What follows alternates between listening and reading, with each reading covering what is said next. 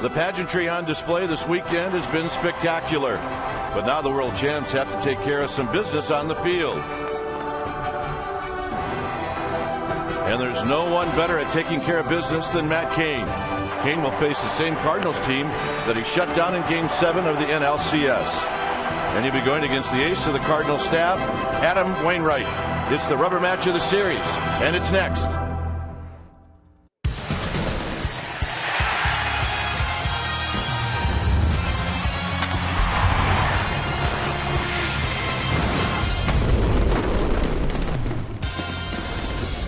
It's Hyundai Sunday on Comcast Sportsnet Bay Area. Is Giants Baseball is brought to you by your Bay Area Hyundai dealers.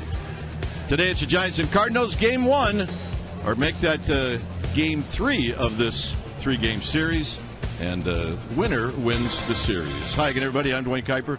Alongside me is Mike Krukow.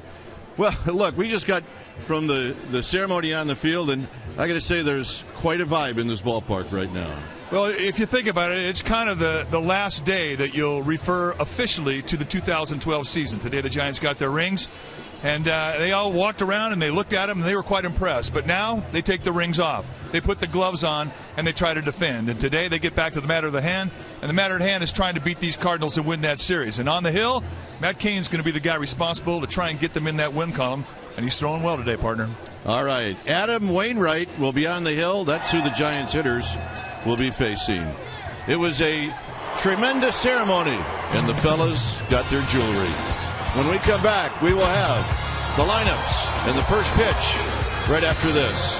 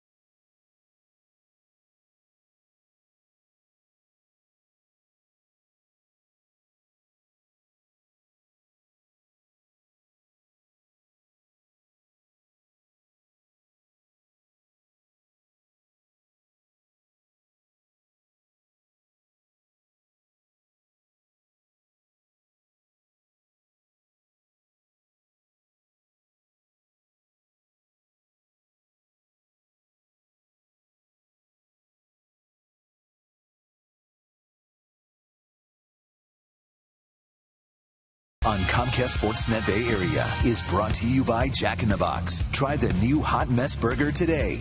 It's loaded with spicy jalapenos, onion rings, and gooey pepper jack cheese. And by Toyota. Do the math and save at your local Toyota dealer. Well, back here at AT&T Park, where the folks in charge of taking everything away from the ceremony, and they have almost completed that duty. Our game time weather is brought to you by the Santa Cruz Beach Boardwalk.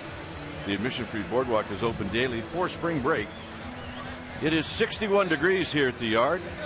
We've got winds at right around 10 miles per hour, humidity at 84%. And it is cloudy, but once in a while today, like now, you'll see the sun pop through.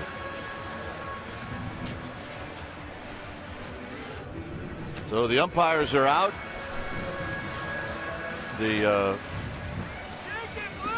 Everything that was a part of the ceremony is now very close to being off the field as Buster Posey and Matt Cain lead their team out of the dugout.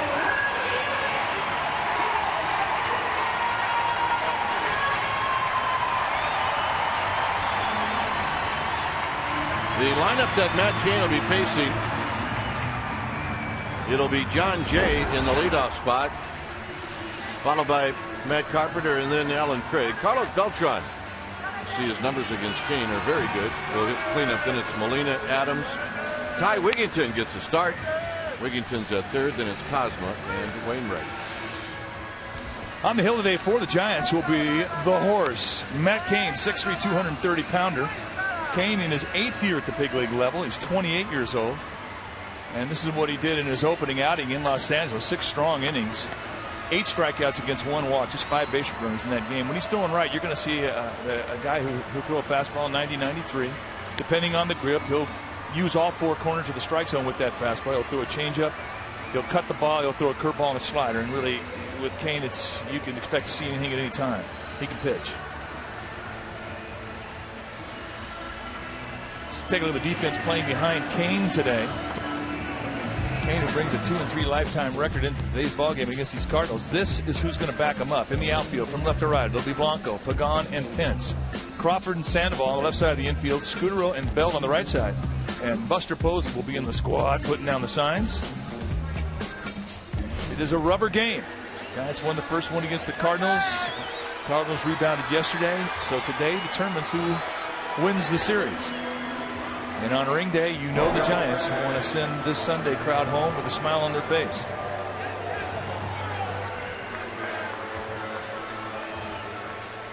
See the uniform worn today, the gold SF on the front. Very cool. I love that uniform.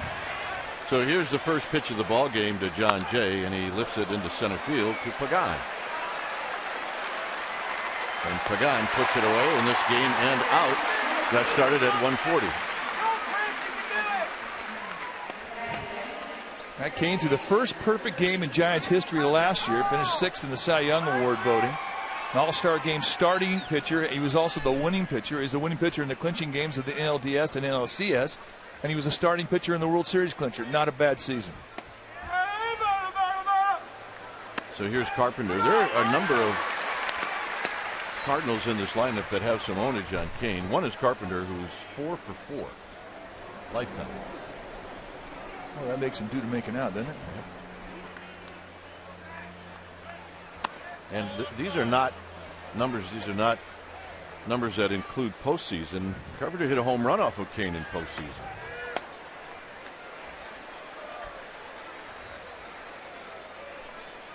Fouls this one back. It's 1-2. Carpenter went 0 for 1 with a couple of walks on Friday. And then yesterday 2 for 4. Scored a couple of runs. Giants won 1-0 on Friday and lost 6-3 yesterday.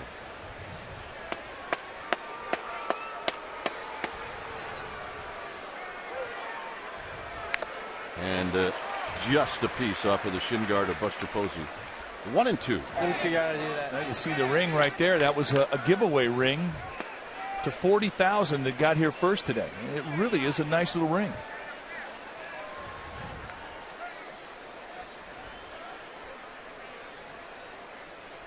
One-two delivery. And they're going to say it hit Carpenter's bat, and that's a strikeout. You're right, he was due to make it out. Both pitchers are going to benefit from the umpire today. Doug Eddings behind the plate's a good balls and strikes guy. He's a low ball preference. Oh, he called it on the swing. He did. Yes, he did. Eddings has a big zone, and he's also a very good breaking ball umpire. He hangs in there on breaking balls. So here's Alan Craig. Craig is 0 for 4 lifetime against Kane as he takes a strike. And then again, there's the giveaway ring tonight. It put a smile on a lot of people's faces. In tight. Craig got a couple of hits on Friday. 1 for 3 in the game yesterday.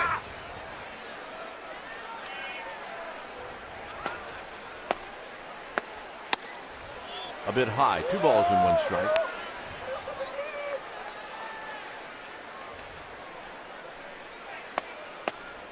Beltran would hit should Craig reach here in the first.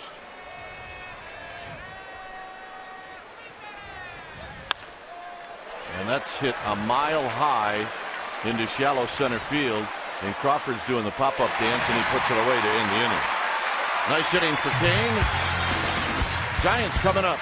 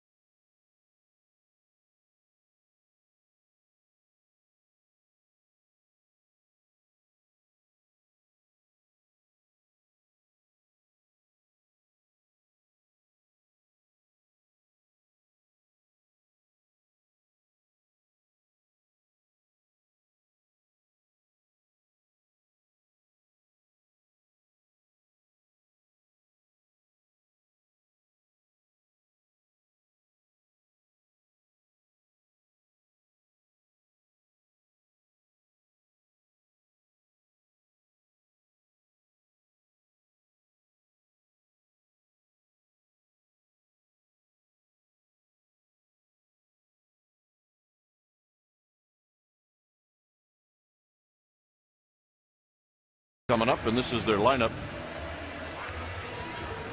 It'll be Pagan, Scudero, and Sandoval. They will hit 1, 2, 3. The cleanup hitter is Buster Posey. See his numbers lifetime against the Cardinals. Very good. Pence will hit 5th. Then it's Belt, Blanco, Crawford 8th, Kane 9th. On the hill today for the St. Louis Cardinals will be Adam Wainwright.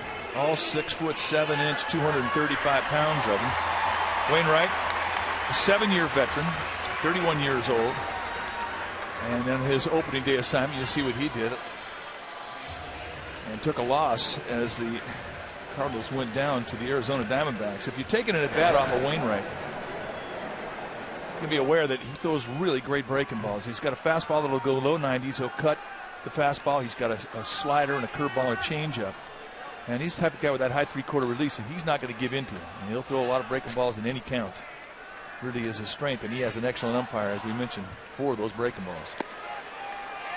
So here's Pagan.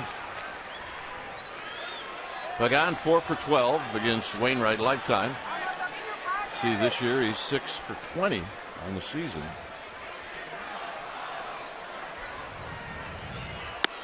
And there's a strike call at the knees.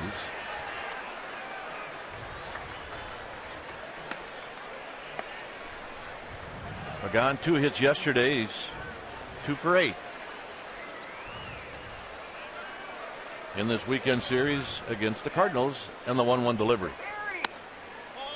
For Scudero to follow, it's 2 balls and 1 strike. I'm still trying to get my heart rate down from that ring ceremony. I wish we could describe accurately the vibe that was coming out of the stands toward the field. It was amazing. Man. Blanket of warmth. 3-1.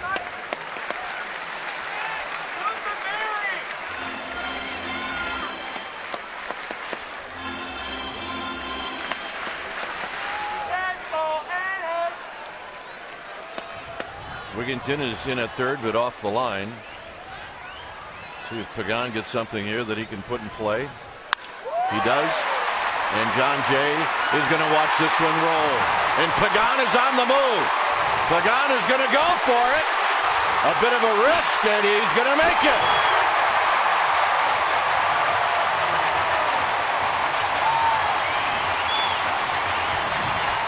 Well, you like to get the crowd into it, and he just did.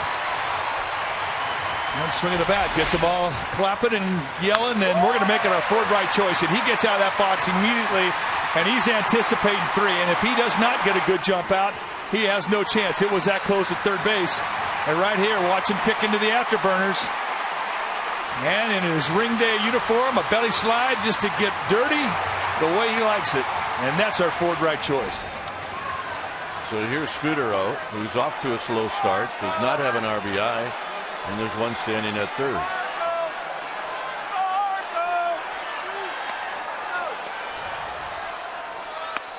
And a first pitch strike. Scudero 2 for 6 in his career against Wainwright.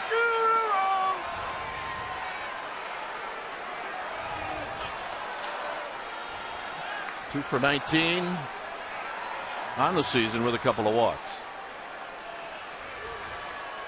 And a check swing. It's nothing in 2.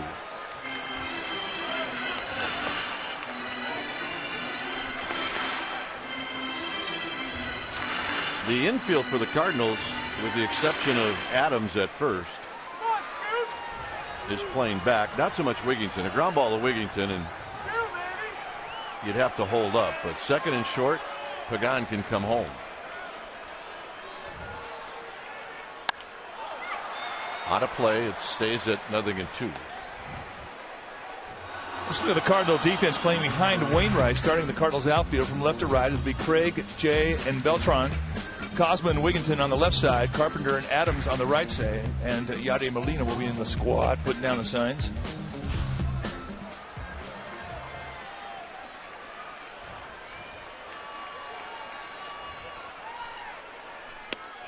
Got him. Just a tight little cut right there in the outside corner. We talked about the big zone, especially the low zone that you get from Eddings. And there's an example of it. Wainwright in a strikeout situation strikes out Scudero, who is a very difficult hitter to strike out.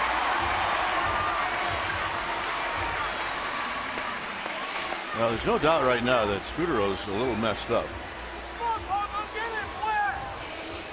Remember, he had some back issues right at the end of spring training. Here's Sandoval. Now the Cardinals will draw the infield in.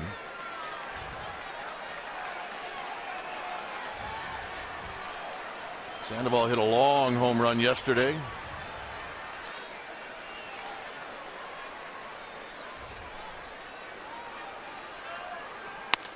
No balls and 1 strike.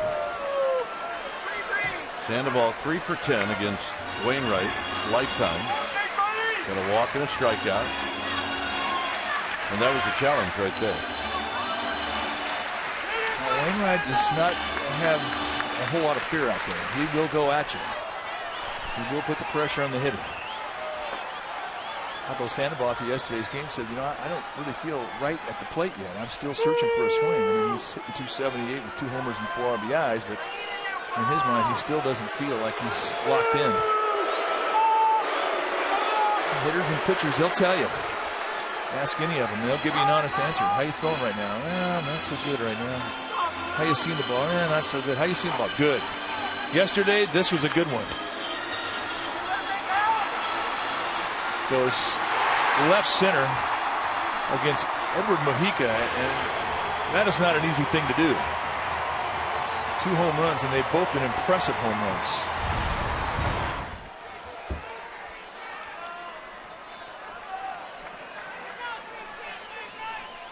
So Molina has a chat with Wainwright.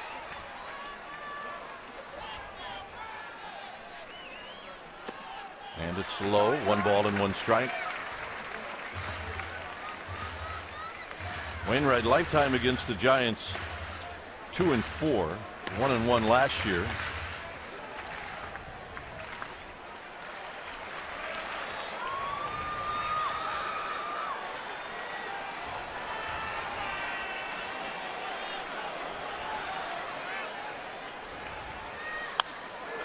One and 2. And now Wainwright in this situation where he'll pitch for the strikeout. Nice play by the left-hander.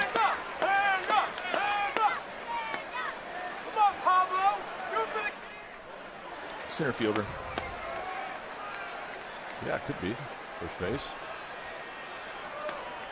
We need to see him run first to see where we're going to play. 1 ball and 2 strikes.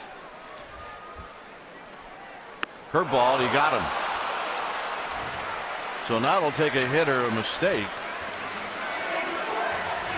for the Giants to score a run. Yeah, that's a bread and butter curveball, Wainwright. When we first saw him, when the Cardinals made a World Series run, he was their closer with that big curveball. And you can see in our Exmo, brought to you by your local Toyota dealer, that thing breaks big and late. Nasty combination. And a strike to Buster Posey. Hitting at .235. Does have a couple of hits and 5 lifetime at bats. Come on, Blue, where's your dog?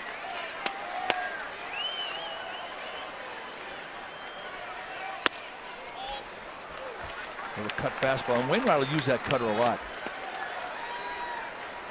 For a big guy, 6'7", 235, I mean, he really has an excellent ability to repeat the stroke with his arm slap.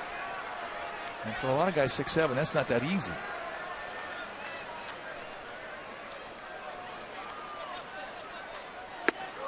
One and two. Just an assortment of breaking balls. 2 curveballs and a cutter. And you talk about a quality hook. That's a quality hook.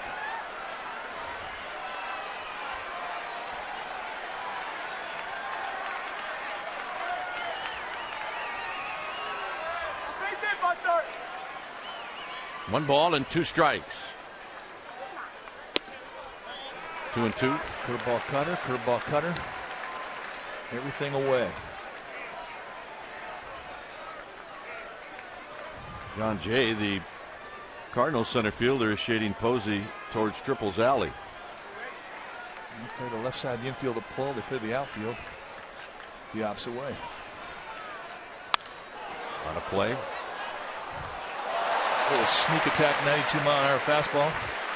And when the Giants saw Wainwright last year, he did not have the 92-mile-an-hour fastball. He was still rehabbing from big-time surgery on his arm.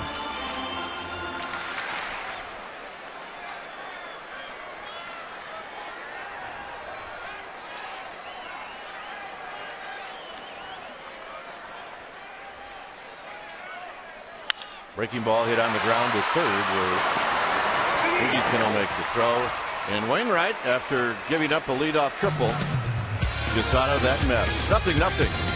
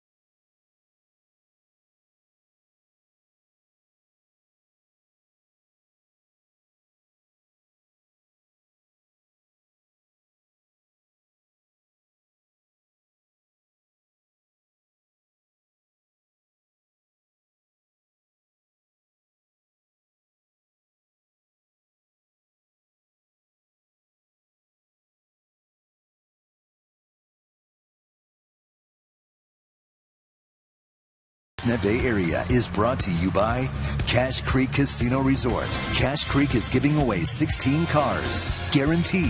Visit cachecreek.com for information. Welcome back to the Giants game. What a day it has been already. The rings finally arrive, and this gentleman heavily involved, Tom O'Rourke. You're the vice president for Tiffany and Company, and we always love to see the blue boxes.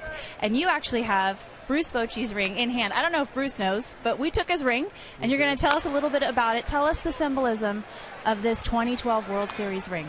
Sure. Well, first, thank you for having me. It's a real pleasure and honor to be here representing Tiffany and Company today. We have Bruce Bochy's ring, and he doesn't know that it's here with us right now, but that's okay. What we have on the top of the ring, I think the most important element is the fact that we have 7 diamonds on either side of the SF, and those 7 diamonds represent the 7 championships that the Giants have won over the years. It's always very important to have some element of San Francisco. So on this particular ring, we have a cable car, and the rings were brought in today by the cable car operators. So how appropriate. And then, of course, on the other side of the ring, we have the series results from last year's playoff run, culminating with that 4-0 sweep of Detroit right on top. And looking at it, it looks silver or white gold, but it's not, is it? It's 14-karat white gold. White gold. It is 14-karat white gold, yes. It's gorgeous, and I'm curious, as soon as they win the World Series October 28th, when does the planning start for this ring, the story behind it, and then actual production? The planning starts immediately, never soon enough from our perspective. We'd like to get in the very next day, but really a week or two after the final game and the parade, we'll come in and have our first meeting with the team executives. In this particular case, Larry Baer, Bruce Bochy, Brian Sabian, a number of other front office personnel were in the room, and immediately we start talking about what we want to accomplish through the story. And that's where we get some design elements like the importance of San Francisco and the 7 championships. I think in this particular case, one of the prominent stories was in 2010, the ring was 56 years in the making. And then 2 years later, how do you come back and design another ring that is worthy of winning 2 championships in 3 years? And I think we did that. We were a little bit more understated in 2010. There's nothing understated about this particular ring. I think the players think it's wonderful, and I think you outdid yourself. Tom O'Rourke, Tiffany and Company, the VP, thank you for joining us. And Dwayne and Mike, let's get it up to you. We're going to hold on to Bruce's ring for a little bit, though. A nice job, and yes, the rings look absolutely gorgeous. Fly ball to right, got it. Pop up to right, got it. Very good. Nice going, partner. Okay, we're caught up. There's Bruce Bochy's ring. Matt Adams with a fly ball to left. Side retired. 3 balls hit in the air, 3 outs. And Hunter Pence is going to lead things off. That's awesome. I want to get that.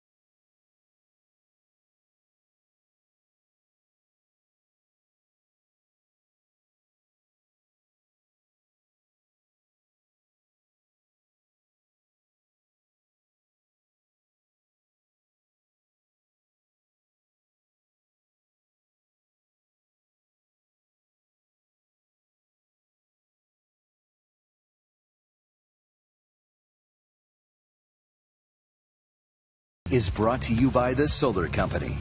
Not just any solar company, the solar company. No score. Bottom of the second. Hunter Pence to lead things off, facing Adam Wainwright.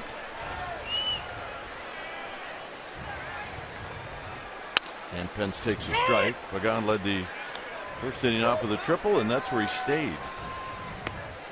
It's not often you see that happen where a guy gives up a triple and then they don't score him. Here's Cosma throwing on to Adams. Well, the 2012 Giants Championship collection, it's there for the fans. Collection is made up of an assortment of commemorative pieces, including personalized fan rings, earrings, cufflinks, charms. This is what you do. It's sold at all Bay Area dugout stores and through sfgiants.com/fanring. So that's probably the best way to do it. Go to sfgiants.com/fanring and you can see what's available. Mike has the cufflinks on. Yeah, we really got a chance to see the collection, and it's fantastic. Yeah, it's pretty cool.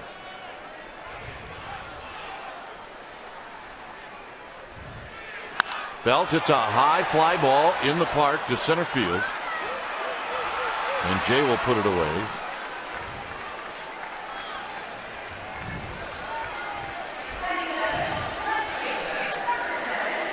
We talked about the collection, and it's just classy. It's just fun, and for something that I think every Giants fans feel a big part of, and had made a contribution.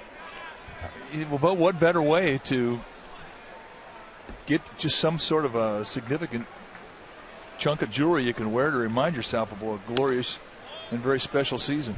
Here's Blanco. Blanco is at 286.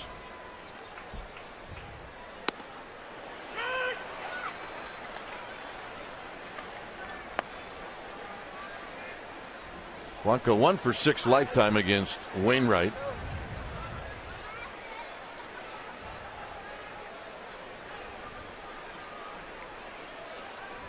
And he skies this one to left. So a lot of fly balls today. And that'll be put away and left by Alan Craig to end the inning.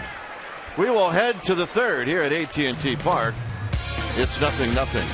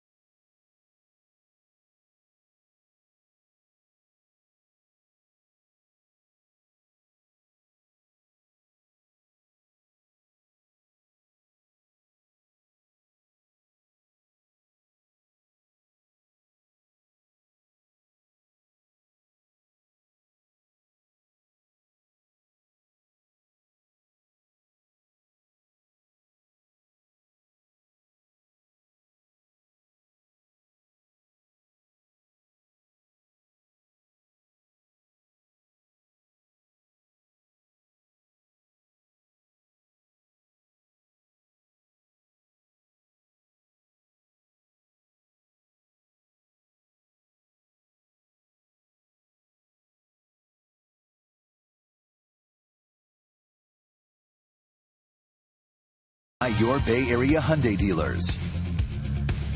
Your Godfather. All right, here it's 0-0. Is Matt Cain's about to face Ty Wigington. Just slightly distracted, but that's all right.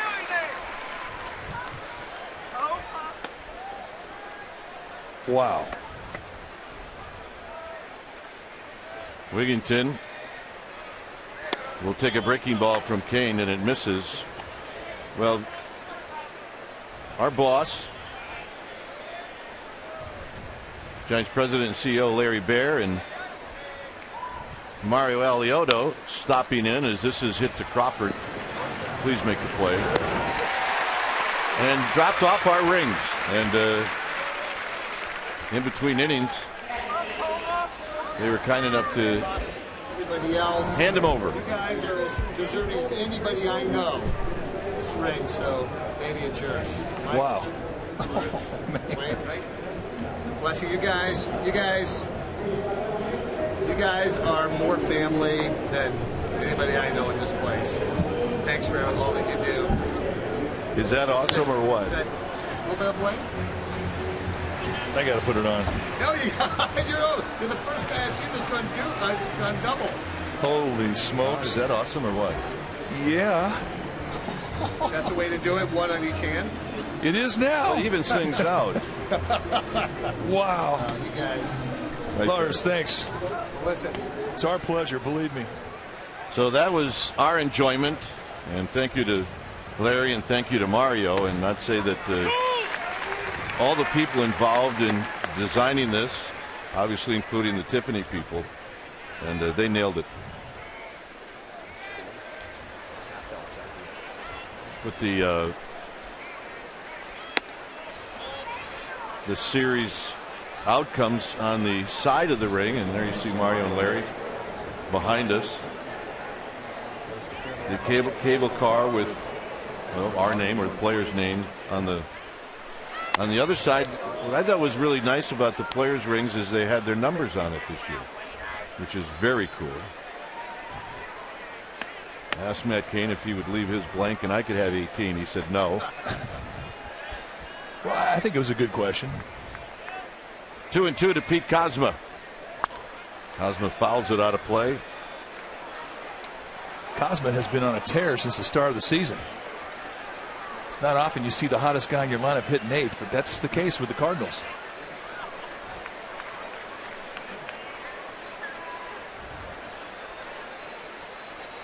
On deck is Wainwright. No score. These are the distractions that we really enjoy. There's a strike call. 2 down. Well, you put this ring on your hand and you truly feel the weight of their accomplishment. And you look down the side and they make mention of the series between the Reds. Giants win 3-2. But the Cardinals, they win 4-3. And then, of course, the sweep of the Tigers 4-0. And that's on the ring. And, I mean, you feel what they accomplished by putting this on there. It's just like... It's hard to describe, partner. It's wonderful. The SF rises above the base of the ring. Here's Wainwright. I hope Wainwright doesn't care that we're really not paying a whole lot of attention to his at bat. And they said the ring was going to be about 30% bigger, and they are. Belt will put it away, and Kane 9 up, 9 down. That's a peach, hon.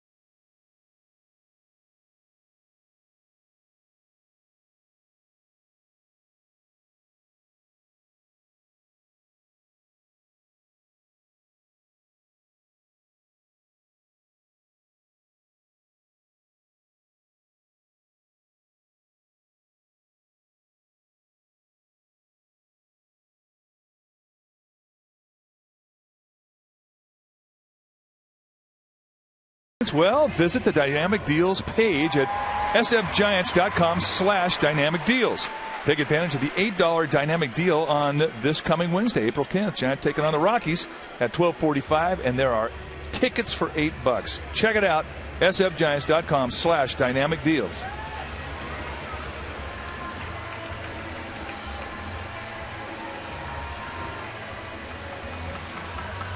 It'll be Crawford, followed by Kane, and then Pagan here in the third inning. Only one base runner. That was the triple by Angel Pagan.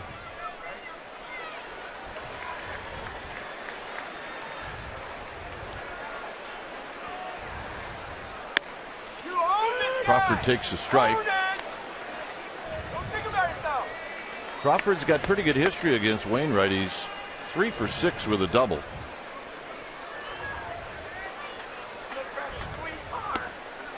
One ball and one strike. Now this is shaping up to be a good old-fashioned duel, as both Wainwright and Kane are locked in.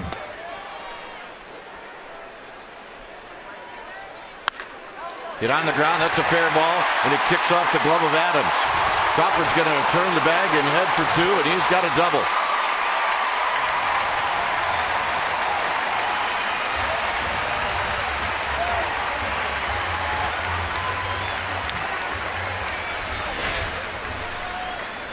He's been hitting in bad luck, and when you start hitting balls that go right over the bag, that in your mind means things are starting to change. Hard to be patient when you have such a great spring as he had with the bat, and then he starts off in the first few days it just doesn't go down like it had gone in spring training. Get a little impatient. Well, they're starting to fall now. Here's Kane.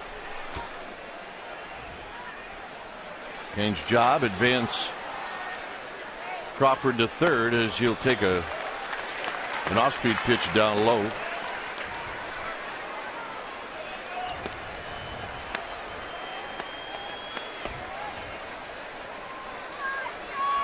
These are the little things you have to do as a starting pitcher. You have to be able to be a good bunter, get that runner over, especially in games that figure to be low-scoring games like today's. Good bunt. Wigington will make the play. Perfect.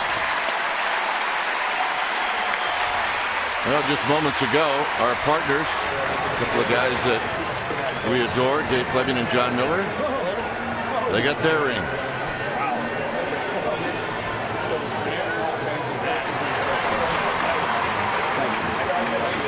Question is which ring will Dave wear? His Stanford Rose Bowl ring or this one? That's a hard choice for him. Yeah, I think for all of you out there on Twitter, ask Dave that at Fleming Dave. That's his Twitter. At Fleming Dave. Ask him which ring he's going to wear. Stanford or this one. There's a dribbler foul. No balls and one strike.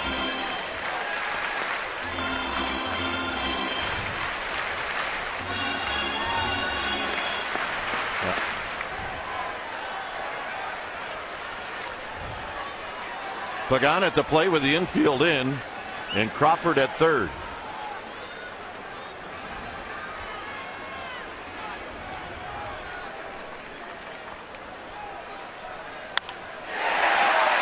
Down the right field line, Crawford will score. Pagan is going to put on the brakes. 1-0 Giants. He just hooked it over the head of Adams. I see the makings of the cycle here today.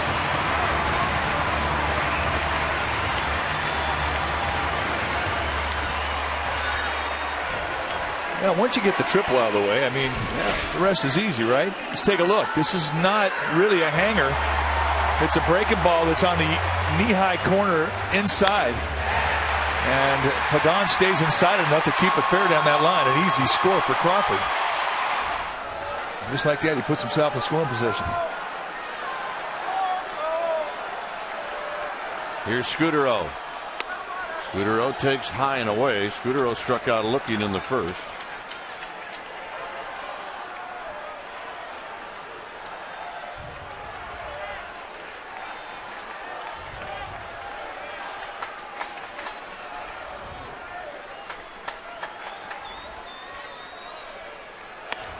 High again.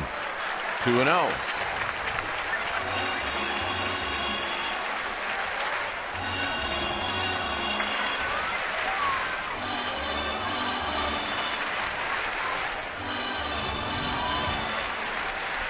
Sandoval on deck.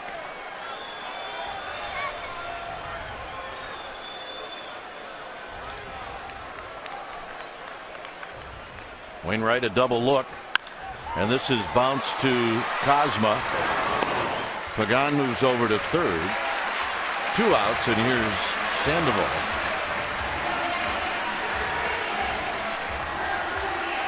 Well, check out the Warriors and Jazz tonight, right here in Comcast Sportsnet Bay Area. It'll be pregame live at 4:30. They will start the ball game at 5 p.m. The Warriors back at Oracle as the playoff push continues. I almost said drop the puck. That would not have worked. Well, I guess you can do that. They're a lot easier to dunk than a basketball. So here's Sandoval. A hit. Knocks in Pagan. Sandoval struck out in the first inning.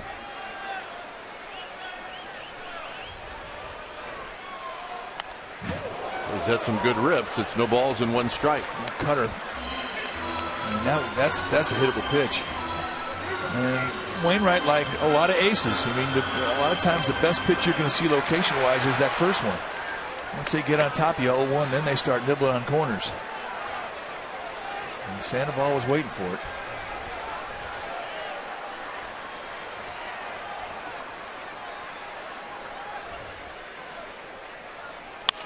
Sandoval, center field, base hit. 2-0 Giants. Hey, one thing he did is he took a little swing out. And that's from a hitter's perspective, especially a good one with power. That's a tip of the cap to the guy up there on the mound. A little more controlled swing, going right back up the middle, gets himself a 2-out RBI, and those are huge. Not a violent swing, just right back up the middle. And here's the reward.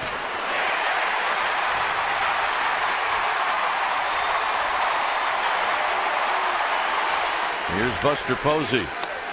Off the plate to Posey, who bounced out to third.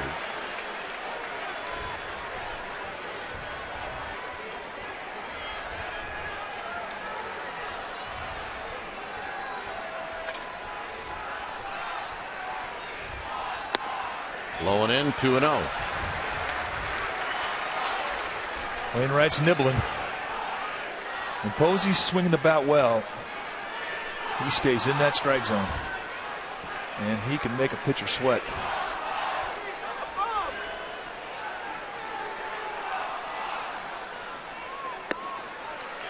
Two-0 breaking ball, 3-0.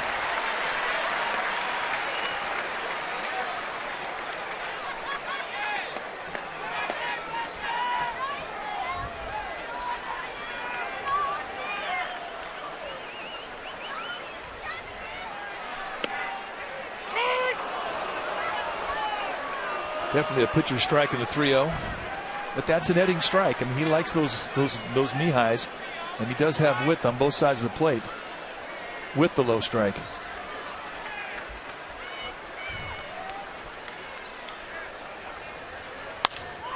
Out of play down the right field line. It's now a full count, and Sandoval will be on the move.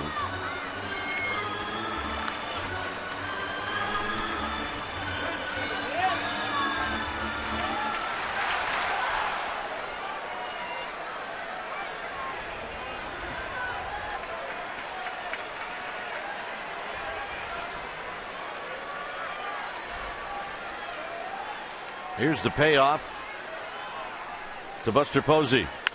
On the ground again to third, where Wigginton will make the play, and that'll end the inning. Giants score twice. After 3. It's 2-0. Pagan, having a nice day.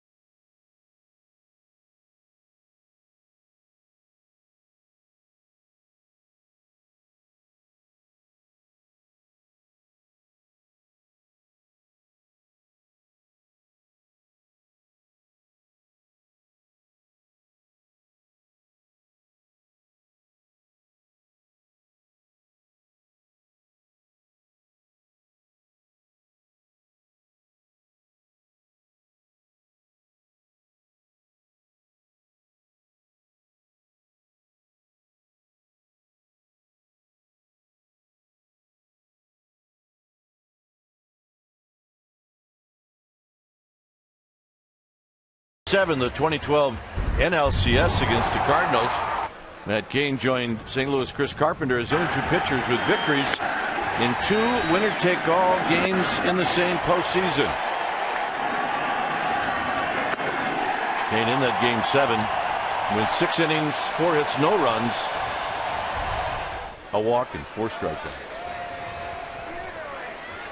1 ball and no strikes to John Jay. And that evens the count.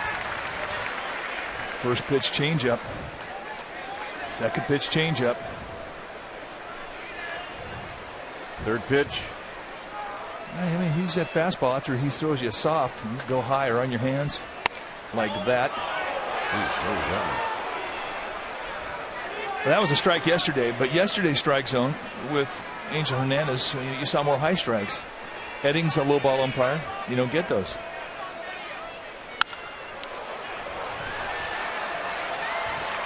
Pagan lets this one scoot by him, and because of that, John Jay is going to be at second base. It'll be an error on Pagan and a single for Jay. All right, time now for our AT&T trivia question, and you can tweet your answer at CSN Giants. Question today: name the 4 players in ML history to have a career 280 plus average, 300 plus home runs, and 300 stolen bases. If you think you know the answer, tweet us at CSN Giants. Here's Carpenter, who struck out in the first inning. And a base hit to right field. Pence has got it. They're going to hold the speedy Jay as Pence came up with a good strong throw. Second time through the lineup. Cardinals making some adjustments.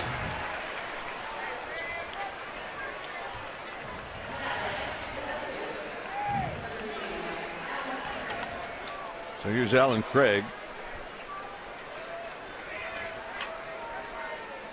Giants took an early lead yesterday, only to have the Cardinals come back.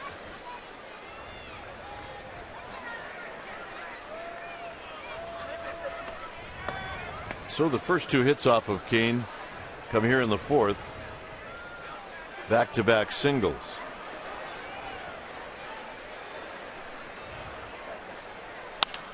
Out of play to Alan Craig, and it's no balls and 1 strike. Our Spanish radio friends, Tito and Erwin, they get their hardware. Just to really do a good job. And Tito, of course, only in Tito's style, will not stop talking. He's the best. Tito's the only Spanish radio personality that I know that could actually do both. If you just heard him speak, he was speaking English and Spanish. That's true. He's a happy camper. Here's the 1-1. Hit out to right field. Pence. You see the wind knock that one down.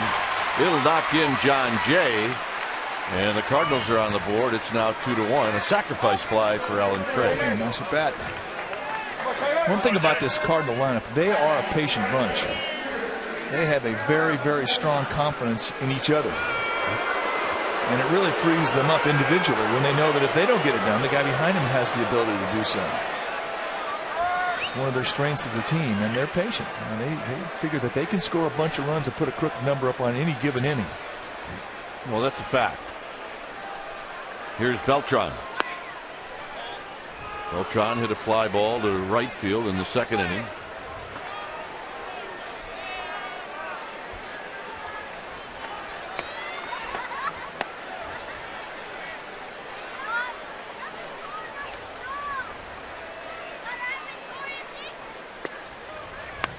Posey just got a web on that pitch from Kane. It's 2-0.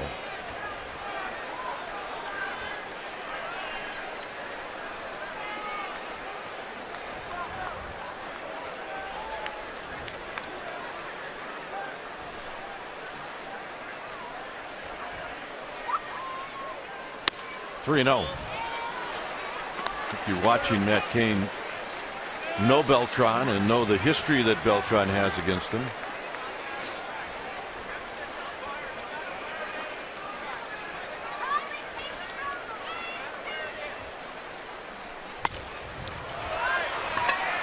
And the walk. And Rennell Brooks-Moon is going to get some jewelry. Give the first female ring. Right? First what? First what? Really like Larry's happiest day of the year. He loves it. He and Mario. Thank you for everything. Like Santa Claus. This means the world to me. Spectacular. And Rennell's going to wear it. She'll wear it every day. She wore the last one every day. We'll wear them both on the same hand. Yes, she will. Maybe on the same finger. Here's Molina, who popped out to right field in the second.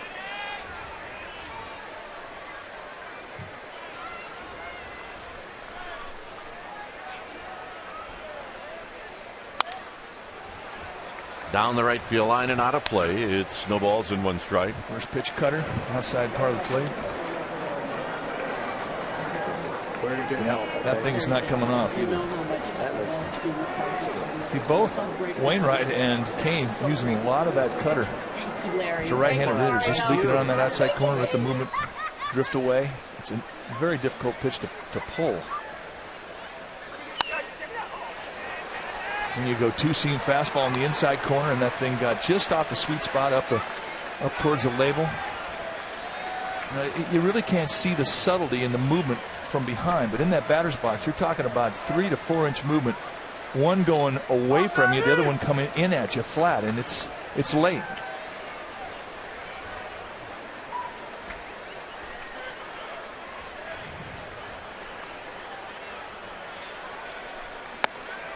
And a fastball high, 1-2. Try to elevate above the hands. And you can go down, breaking ball down on top of home plate. You can throw a slider off the plate away. You can go change up. You can backdoor a sinker. Lots of options here.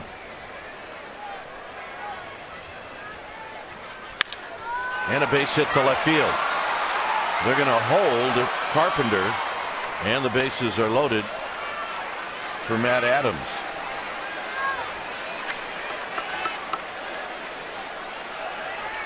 Three singles in this inning.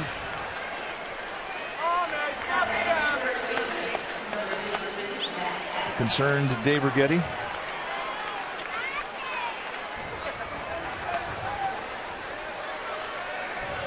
Adams, a guy with a lot of power, popped out to left field to end the second.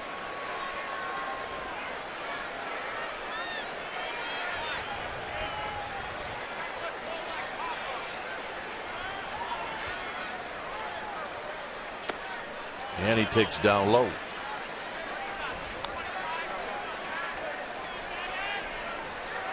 To the packed house here today at AT&T Park.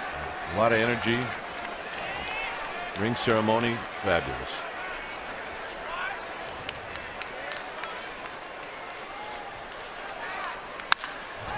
That is a bomb out into Triples alley. Hunter Pence is not going to catch it. And it bounces into the bleachers, and the Giants catch a break. It's a ground rule double. Any other place but here, it would have been a big fly. And now the Cardinals take the lead. The Giants don't really have a lot of book on Adams. They do know that he has lots of power. And he's proven that in his minor league career. And he comes up to the big leagues, and he's got some pretty good credentials when you look at the power numbers. Getty out there talking things over with Matt Cain. At Memphis last year, he had 18 home runs. The previous year, he hit 32 home runs at Springfield with 101 RBI. So he's got power. And Cain just dropped one down and in, and he just put the barrelhead on it. I'm going to say down and in's not a real good spot. That definitely will go down the scout report. And if you ask Matt Cain, I mean, I'll tell you, you're never too comfortable when you're facing a guy with power that you don't know, especially where the bag's full.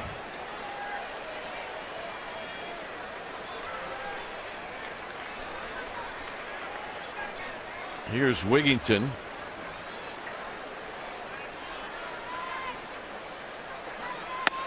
Wigington takes a strike. He bounced out to Crawford in the third inning.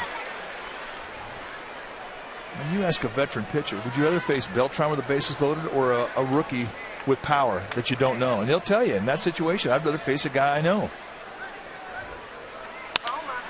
And that's going to be a base hit over Crawford. Blanco gets to it. Adams stops at third, and it's now 4-2. So the hits continue off of Cain.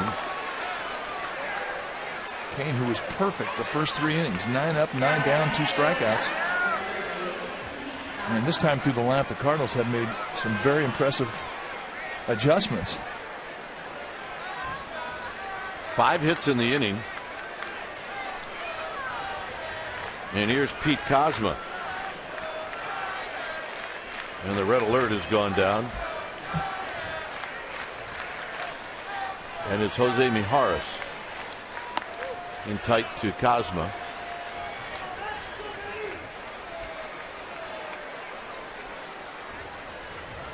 Cain always so good at a shutdown inning. Didn't happen today.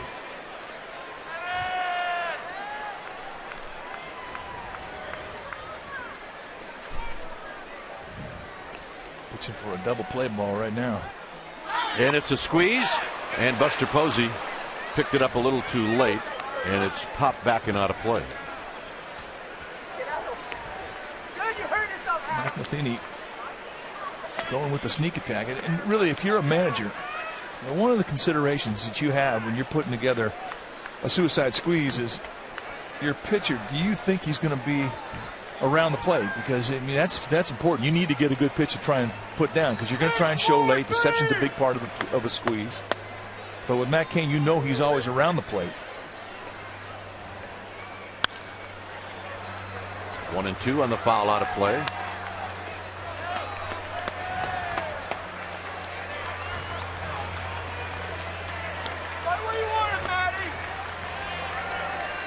So it's 1-2 to Pete Kozma. Cain is allowed 4 runs here in the fourth. He's trying very hard to limit it to the 4 runs.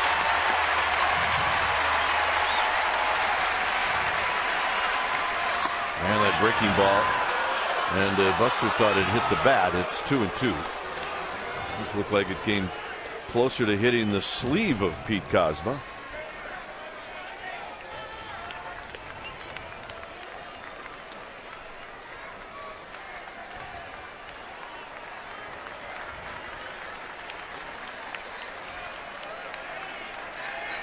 So Kozma waiting on Cain.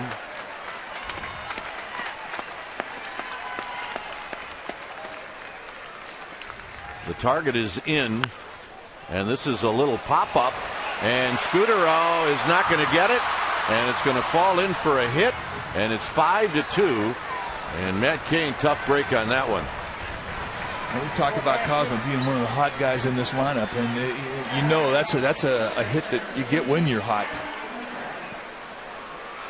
But it really keeps the line moving here through this inning, and right now the Giants cannot seem to find that second out. Just a tweener between Scudero and Pence.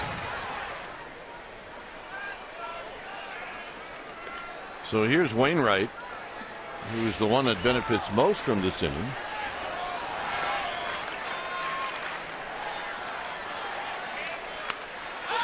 And he'll bunt this one to Posey.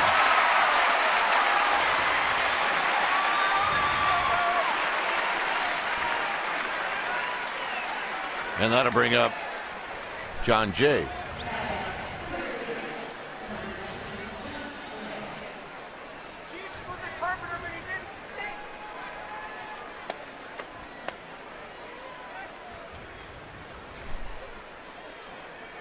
John Jay opened up this inning with a base hit.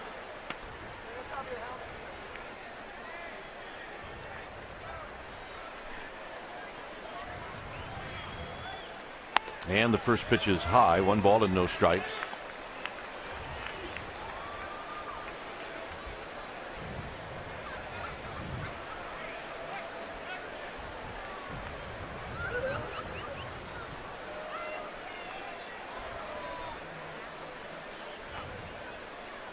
Wide, 2-0. Maharis, the lefty, is ready. Matt Carpenter, the left-handed hitter, on deck.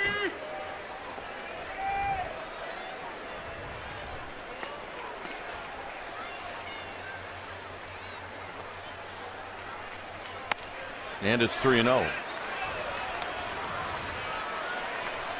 King digging deep.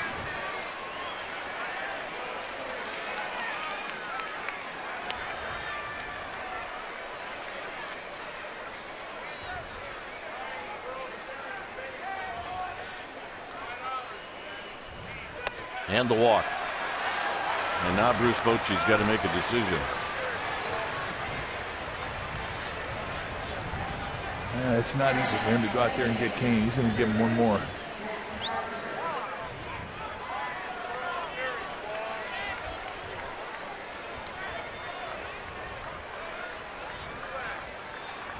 Carpenter singled in this inning.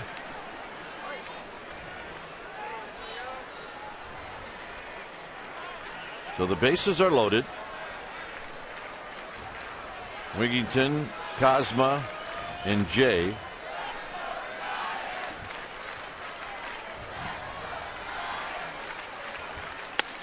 And that's a strike, and it's 0-1. We talked about the history that Carpenter has had against Matt Cain. It's all been his way. You know he sees him well.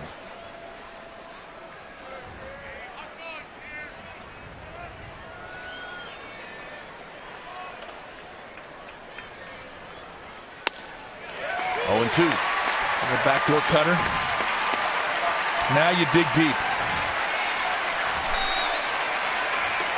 62 pitches on the day for Kane.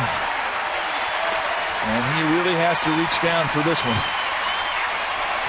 Try and kill this inning.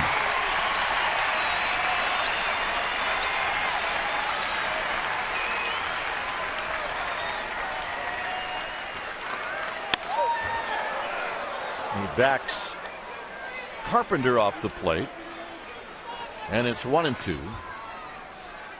He almost hit the elbow of Carpenter.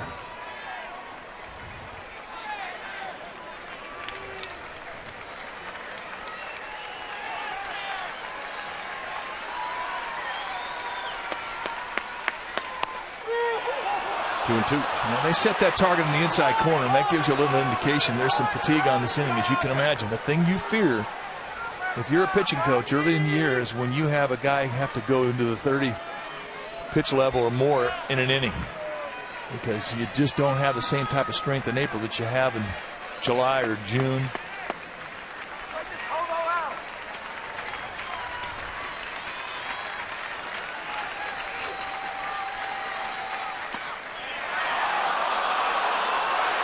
Again, he tries the inside corner. And now that's going to start the runners.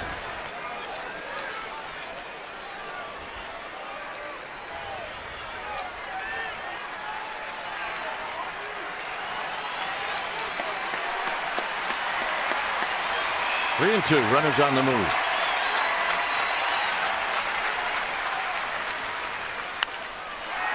And a base hit to right field. That'll knock in a pair as Carpenter comes through. And it's now 7-2, and that's it. Bruce Bochy now has to come and get Matt Cain. Yeah, it's not a walk that Bruce Bochy makes very often when the horse is out there. When it's time for a change, think Speedy Oil Change and Tune-Up. Your oil change tune-up and smog expert.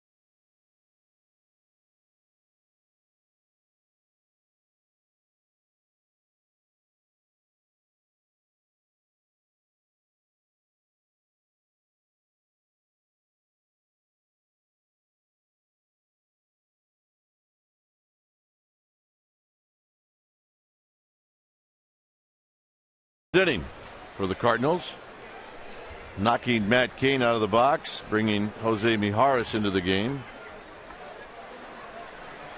facing Alan Craig. Buster Posey does a good job of actually didn't have to do anything. It hit Craig on the foot. Take a look at the numbers for Jose Mijares. Been kind of off to a slow start in a couple of games. It's 2/3 of an inning. The outing down in LA, I mean, didn't really fare well. Still looking for that consistency with his fastball command. Beltran takes a strike. Mijares had the interrupted spring with an injury early in camp and just really a little bit behind. Normally when you see his fastball, it's 90, 93 or 4. The hard slider.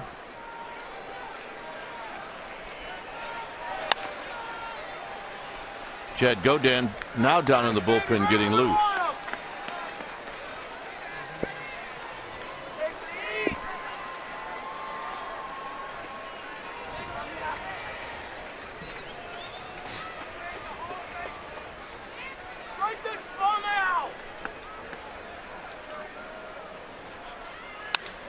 That'll be a base hit to left field. The back runner, Carpenter, is going to try to score. He will score.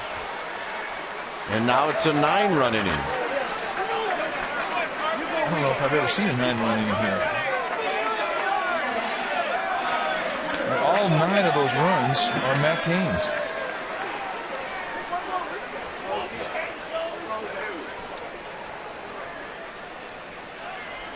And it has not been a barrage of extra base hit, just the one, the bases loaded double by Matt Adams.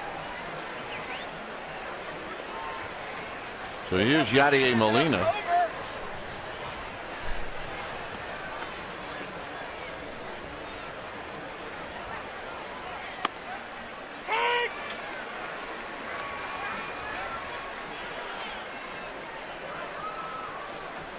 Molina singled in the 4th inning.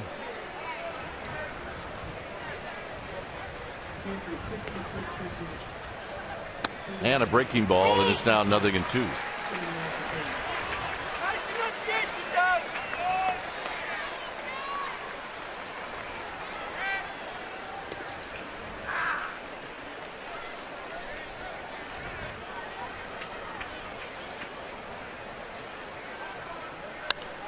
Out of play. Yeah, that's a good 0-2 pitch right there. And a pretty nice job of defending the strike zone for Molina to fight that thing off.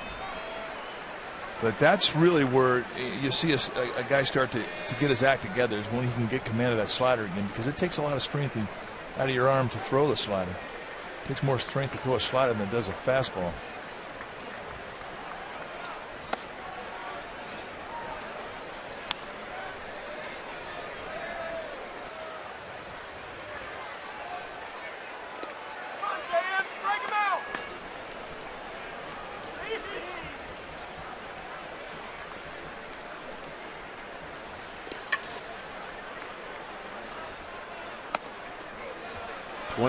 Minute half inning here in the 4th.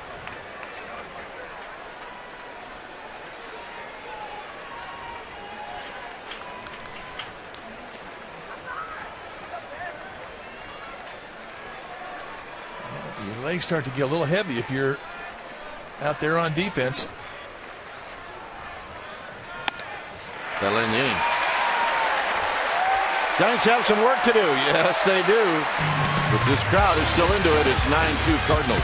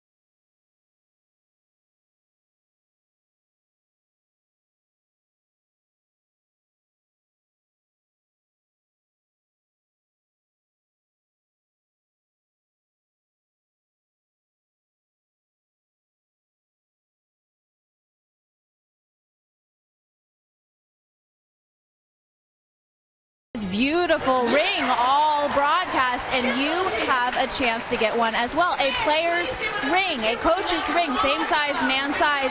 You just have to enter the World Series ring raffle. Now you can only do this online. It's at sfgiants.com/ring raffle, and I actually have a real live winner from the 2010 World Series. Amy Gamble, you entered the raffle in 2011, and show us what you got. Tell us a little bit about why you decided to actually pull the trigger and spend some dough on some raffle tickets. I was born and raised a Giants fan, and I knew it went towards charity, so I thought it was a win-win, and I won. The minimum purchase is just $10. So for $10, you can enter the raffle at the website that I mentioned, and the charity that Amy's talking about is the Giants Community Fund. So all the money benefits the Giants Community Fund. Let's take a better look at that. This actually has her name on it, and it's a real player's ring, isn't it? Yeah, it's the same as what the players got with my name engraved on the side. What kind of reaction do you get when you wear it? Honestly, I get chills. That makes me nervous. Just hold that right there, because we're going to get a beautiful shot of it. Now, that, of course, is the 2010 World Series ring. You now have a chance to win a 2012 World Series ring, the one that we've been showing you. Again, sfgiants.com/ring raffle. Just $10, and all the money goes to the Giants Community Fund. And Dwayne and Mike, this is Amanda. and that's Amy's sister. She says she's going to win it this year. So I don't know. You better get in there right now, and you can join the raffle through June 9th, so you have some time. Thanks, guys. If she wins it again, there needs to be an investigation. Well, she's going to enter again. No question about that. Here's Belt. That is pretty cool when you think about it. And look, the Giants Community Fund came out very well on this raffle. Wainwright now with a 7-run lead. He can flip just about anything up there right now and feel pretty good about it. It's a lot of fun. I mean, you don't have to worry about shaving a strike zone. You can go right out of here and totally put the pressure on him. Hit right back to Wainwright, and that'll be out number 2. All right, we're going to answer our AT&T trivia question. Can you name the 4 players in Major League history to have a career 280-plus average, 300-plus home runs, and 300 stolen bases? And our survey said, well, Carlos Beltran did it, Barry Bonds did it, Willie Mays did it, and A-Rod did it. Our AT&T trivia question. A pretty good foursome right there. Here's Blanco. Yeah, here's Blanco takes high. Blanco hit a fly ball to the left in the second.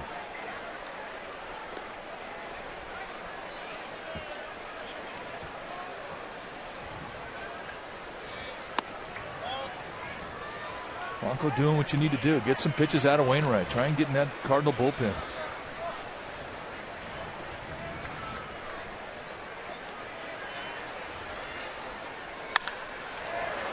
Blanco sends a souvenir foul down the right field line.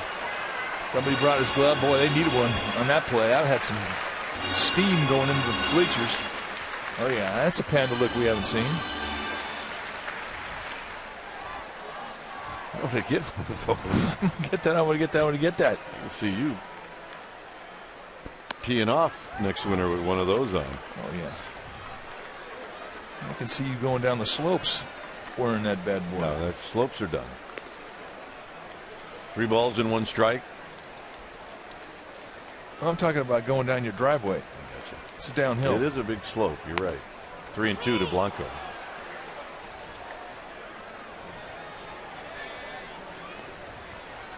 Crawford on deck.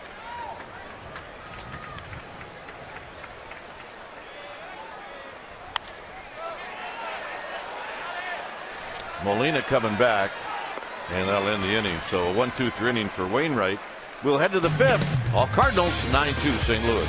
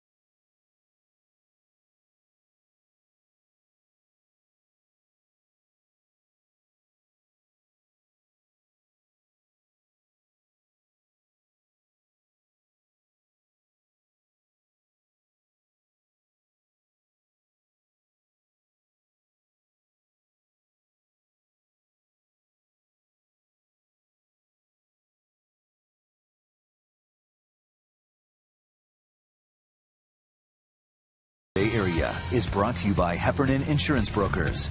Insurance and financial services for you and your business. Visit hefins.com. 9-2 Cardinals. Fifth inning, it'll be Matt Adams to lead things off.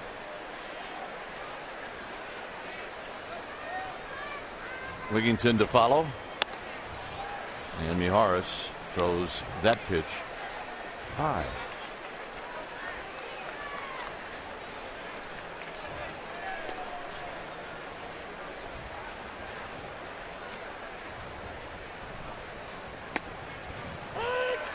Nice 2-0 location with a fastball. Mijares likes that third base side of the rubber. Or first base side, I beg your pardon. And he likes that side, especially the right-handers, because he thinks in the eye of the left-handed hitter. They sit over Sandoval. It makes his fastball have cut.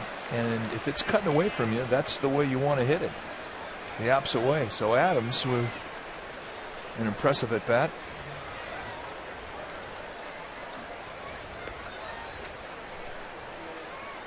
And that'll bring the skipper. So Chad Godin is going to be asked to quiet things down when it's time for a change. Think Speedy. Oil change and tune-up, your oil change tune-up and smog experts. We'll be back.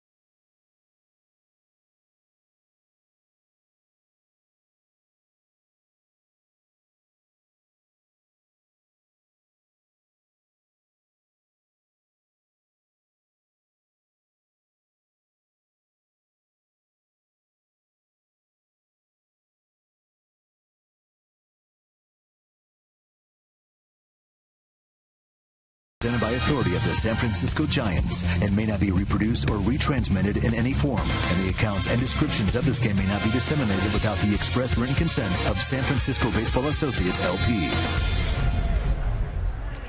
Well, if you just turned on the TV, shame on you. And then, 9-2 Cardinals. Chad Godin now facing Ty Wigington. You see his numbers, an outstanding debut as a Giant. Down in Los Angeles, 2 innings, 6 ups, and faced the minimum. He did allow a hit, 1 strikeout. We saw a fastball, low 90s fastball with good movement. He can definitely sink the ball. Hard slider, strike thrower, works quick. Foul back, 0-2. Ain't afraid to come in. Andres Torres now goes out to left. He'll hit the 9th spot. The pitcher spot in the lineup is number 7. So Blanco out of the ball game.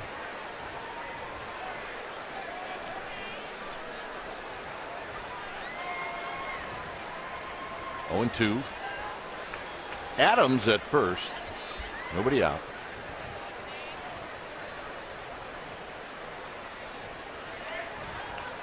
Got him. Just nice little second stage movement. It's got a hop on it, and his hop will bore into a right-handed hitter. And they say when you're taking a bat off, go down. I mean, if it's 92, it looks like it's more when it hops at you.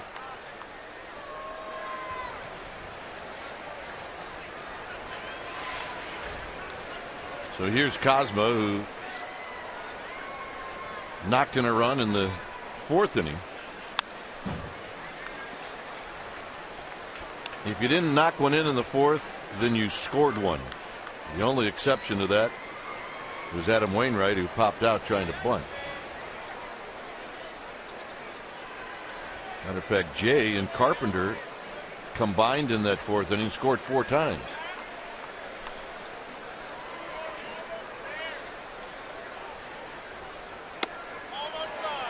One ball and 1 strike to Cosmo. Nice tight little quick slider, perfect location.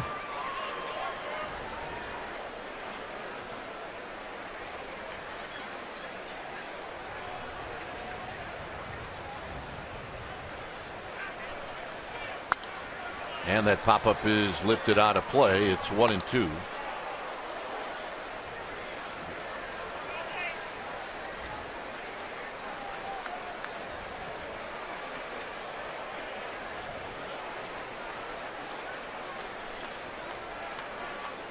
Wainwright is on deck. 1 out here in the 5th.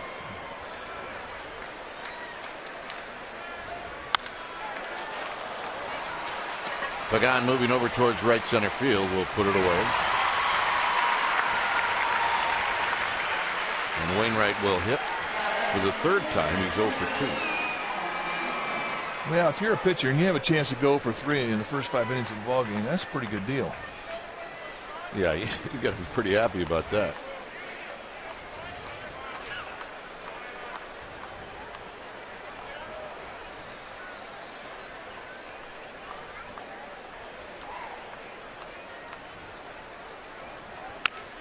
Wainwright says I could have gone all day without doing that. It's no balls and 1 strike. Now pitchers are they're not used to whacking one off their feet. Oh, right off the shin, right above the left calf. I think that's even worse.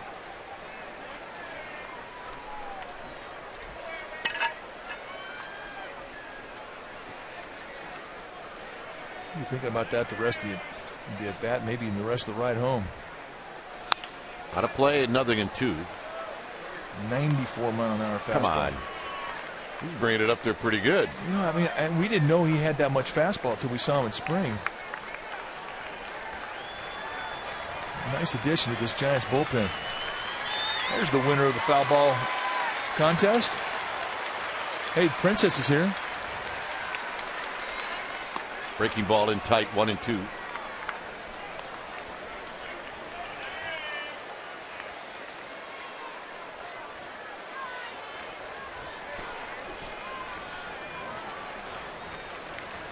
John Jay, the leadoff hitter, is on deck.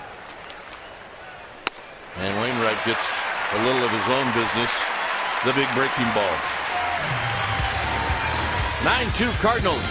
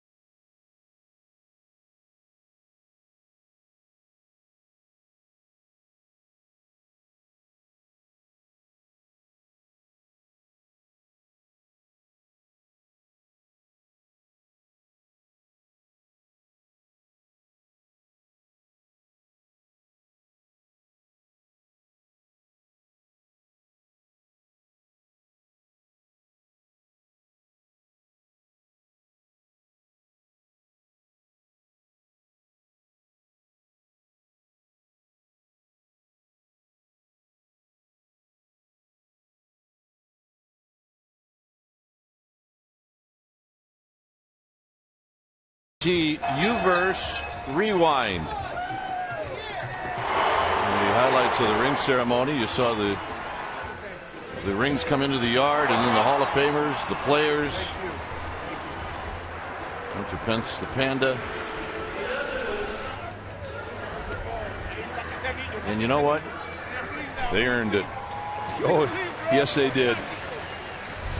Well, the 2012 San Francisco Giants Championship Collection for fans is available, and this collection is made up of an assortment of commemorative pieces, including personalized championship fan rings, earrings, cufflinks, charms, and much, much more. The collection is exclusively sold at all Bay Area Giants dugout stores and through sfgiants.com/fanring. Check it out. Spectacular. Here's Crawford. Crawford takes a fastball for a call strike. Those are the ones that were handed out today. 40,000 of those rings were handed out today, and they're fantastic.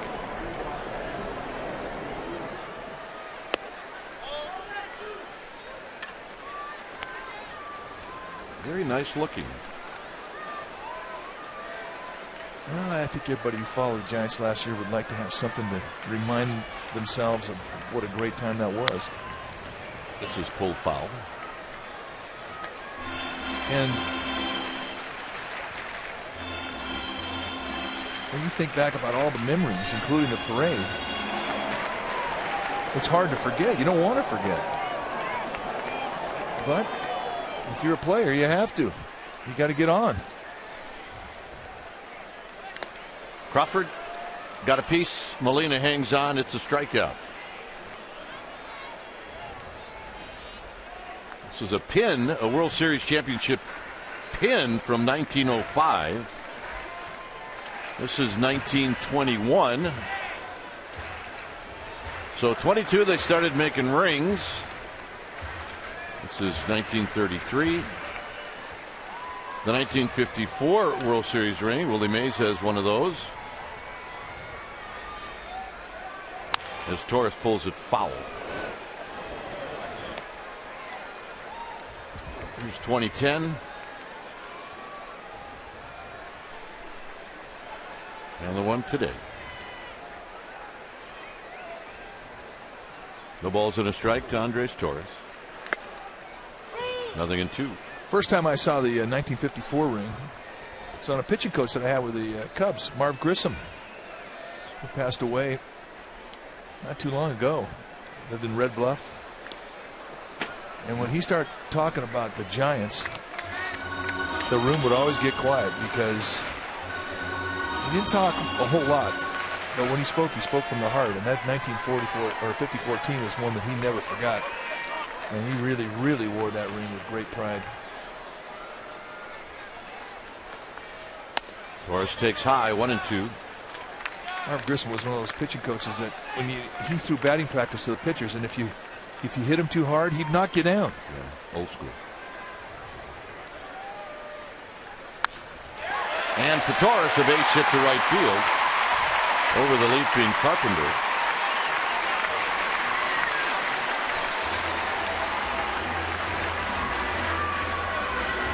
And that'll bring up Pagan.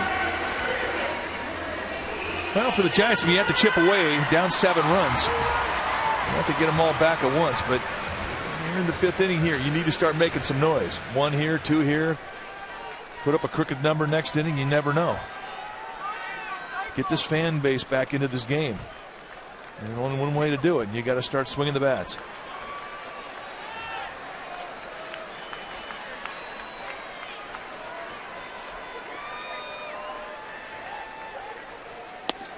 Pagan tripled in the first, doubled in the third.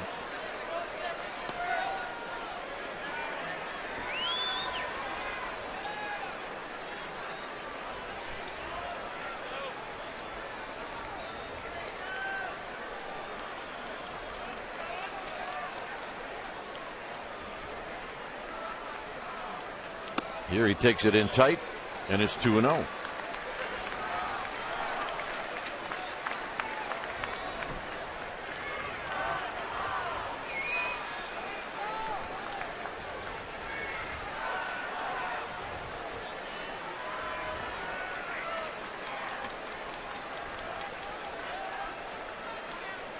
Wainwright at the belt, and it's 3-0 to Pagan. So hey, look, some base runners. You get a couple of bloops, get a blast. Scudero is on deck.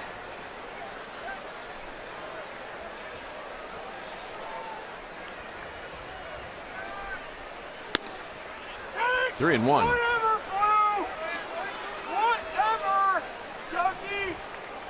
Pagan taking all the way.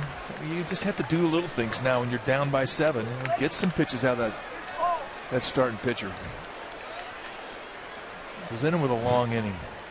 They can make mistakes. Carpenter to Cosma. Not in time. Pagan beats it out.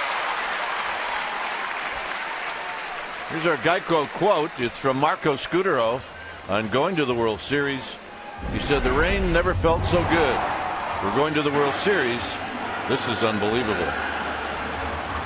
I will never forget that day. I mean, we'd never seen anything like it.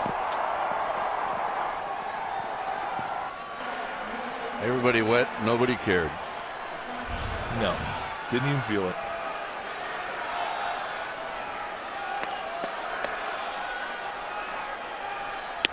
Scudero takes a strike. He's 0 for 2.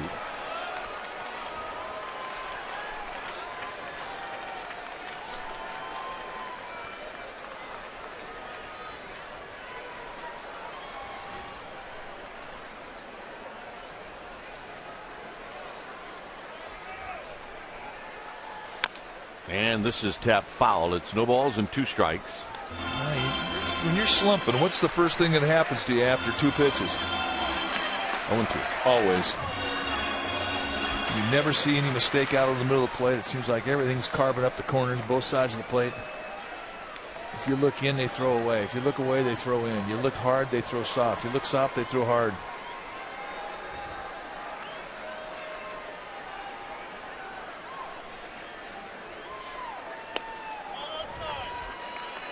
Wainwright trying to go with that little slider in the outside corner, similar to the pitch that he struck out Scudero on back in the first inning.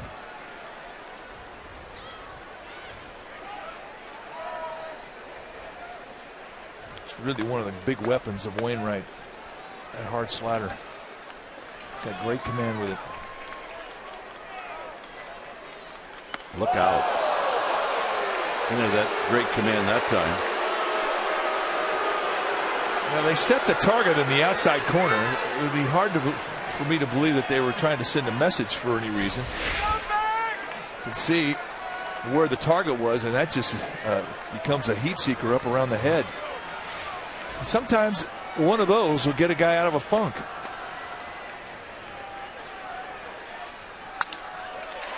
Get on the ground to Carpenter, and that'll end the inning. 6th inning coming up.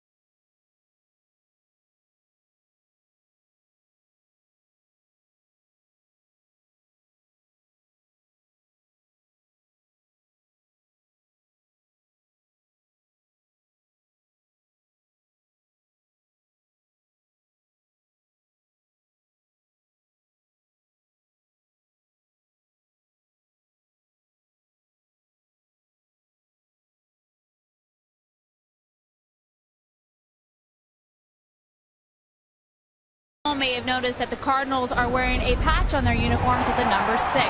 That is to honor the late and great Hall of Fame Cardinal Stan the Man Musial, who passed away this past January at the age of 92. Some of his accolades: a 24-time All-Star, 3-time MVP, and he had 3,630 hits in his 22-year career as a St. Louis Cardinal. Manager Bruce Bochy of the Giants actually knew him fairly well. Met him when he was with the Padres and told me today that he has a picture of him and Stan at his office at home. Stan loved to talk baseball, and he loved to play the harmonica to entertain people. Dwayne and Mike, probably the best part of Stan's story: he died after 70 years of marriage to his wife Lillian, who passed just 7 months before him. I think he wanted to go see her. Gentlemen? Probably right. Yeah, he's definitely one of the greatest I've ever met in the game. You talk about a gentleman and just a humble man. I mean, with all that he had accomplished, not just in the game, but in life, an icon in the St. Louis area, but all around in the world of baseball. He was just a humble man. He was just fun to be around. He laughed quick, told a story, loved to break out the harmonica. Nice play by Crawford as Carpenter now steps up.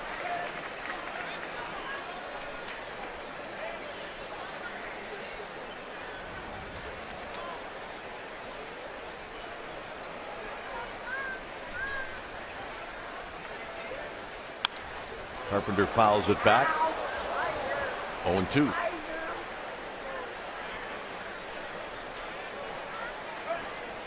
It's amazing how quickly you can gain the confidence of a fan base as a new pitcher in a new city.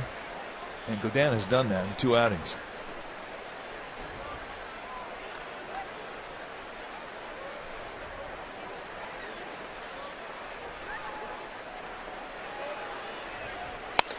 High with Alan Craig to follow.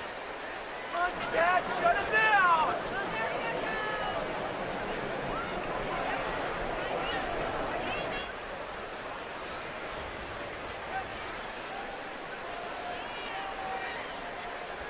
Dan taking care of those shoelaces. Carpenter steps back in. Carpenter picked up 2 hits, scored 2 runs, and knocked in 2, all in the 4th inning.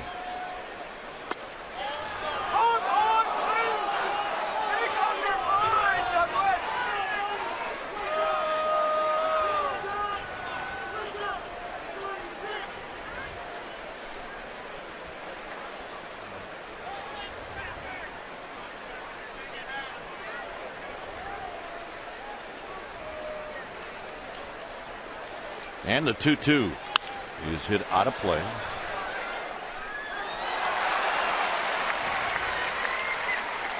Carpenter will give you a battle. I haven't seen him take a bat at bat yet.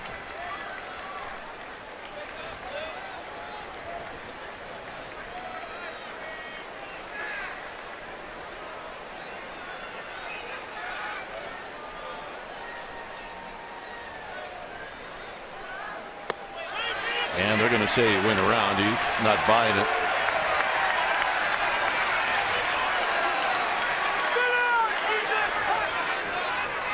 Three strikeouts now for Godin. All right, let's see. Did he go? Hard slider down and in. Oh, absolutely. Hits that ball. It's out of the ballpark. Kind of. Here's Alan Craig.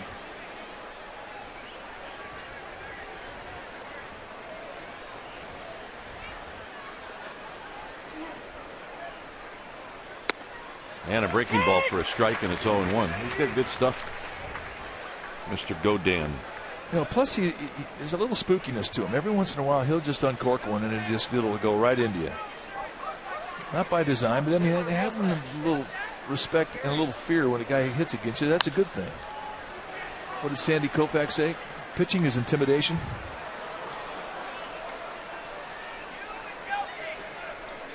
Oh, 0-2. Gamer babe. No question. 100%er.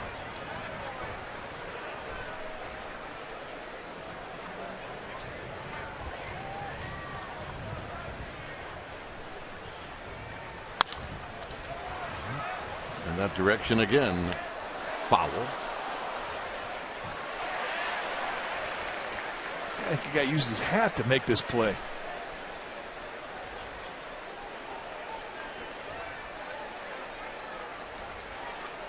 Yep, she's pumped up. Yeah. That's right. If he's not going to give it to me, I'm going to take it. 0-2. On the ground is Sandoval. And that'll end the inning. Godin 6 up, 6 down. Pablo Sandoval will lead things off 9-2 Cardinals.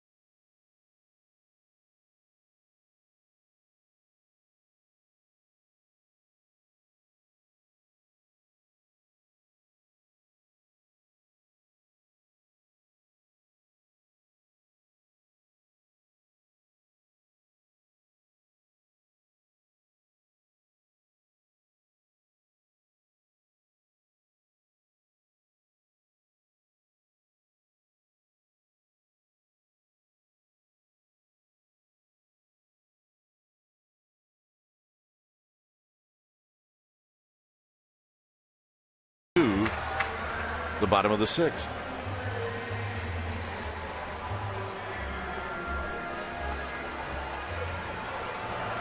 Sandoval,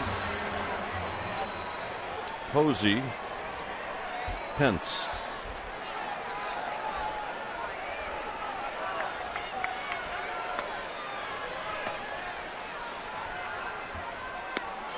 Sandoval knocked in a run with a base hit in the 3rd inning.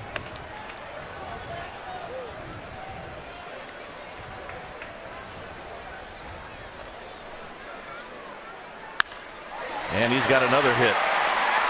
This one will roll out to Alan Craig, and Sandoval is 2 for 3. Well, time now for our solar company electrifying play of the week. And you want electricity? How about watching the ceremony where the Giants hung the flag that celebrates their 2nd World Championship in 3 years? Brought to them by the San Francisco Fire Department. It was carried out of the field by the fans. They handed it off to the players, and this is what was hung. What a great moment. That's our solar company electrifying play of the week. Here's Buster Posey. Buster Posey is bounced out to Wigington at 3rd twice. I mean, there's a lot of new flags here at the ballpark. And they're all on top of the stands on the 3rd base side, all the way out to behind home plate to right field.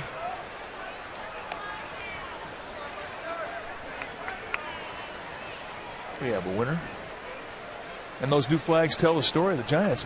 The pennants they've won, the world championships they've won, the all-star games they've hosted. Oh, yeah. Made for each other.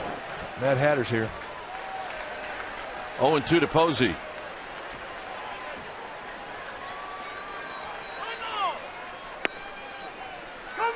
It's a late call.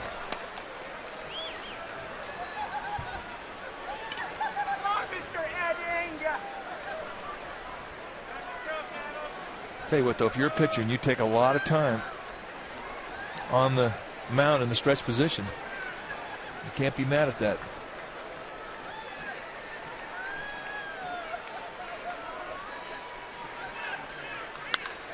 Posey digs it out, and it's foul on the third baseline.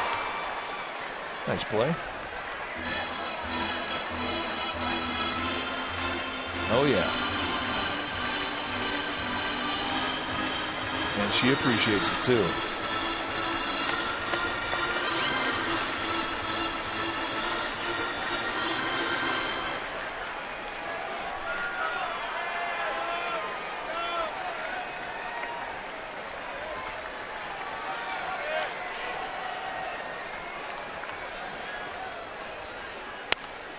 Little check swing bloop.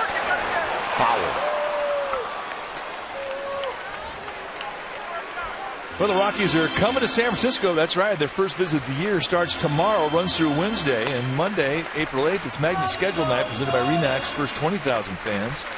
Then Tuesday, April 9th is the Giants World Champions Snow Globe Night presented by Comcast Sportsnet to the first 20,000 fans. Then it's good old-fashioned midweek day baseball at 12:45 start on Wednesday. And you can get tickets for as low as $8. Go to sfgiants.com to get your tickets.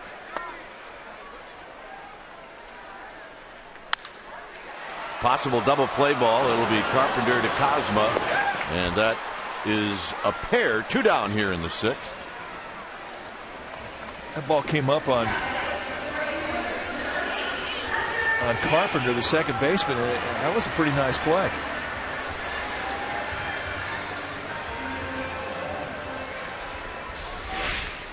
Everything is going good to watch this thing come up on him, and good spring and bounce in the knees allows you to soft hand it. Once he caught it, it was an easy turn. That ball was hit sharply. Here's Pence.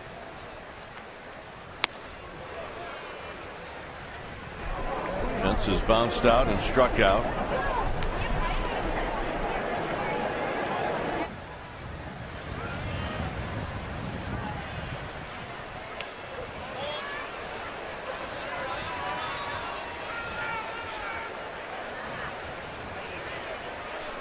Belt to follow. Bottom of the 6th inning.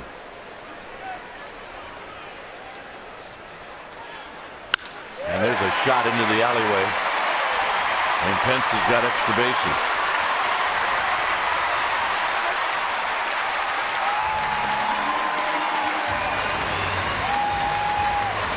And here's Belt. Off to a nice start, Hunter Pence. Yeah, I think he's going to have a nice season. He's swinging the bat well since he showed up in spring training.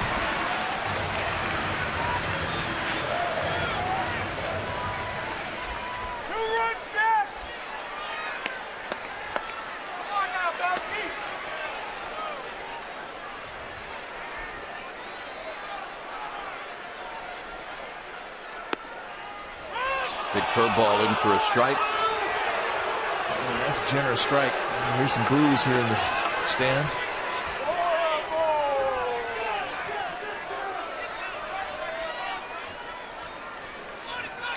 I'm not sure where it was caught, if it was a strike, but when it went past the hitter, it probably was.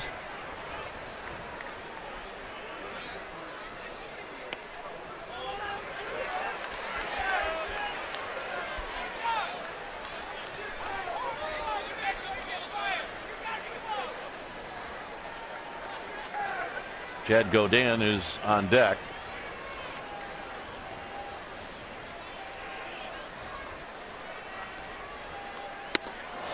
One and two. Good hard cutter.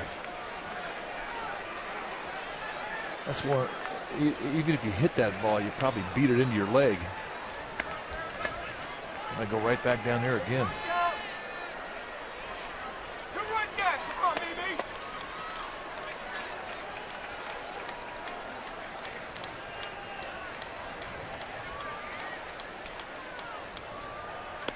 And Belt. Wainwright pulls the string, Belt out in front, and that's his 5th strikeout.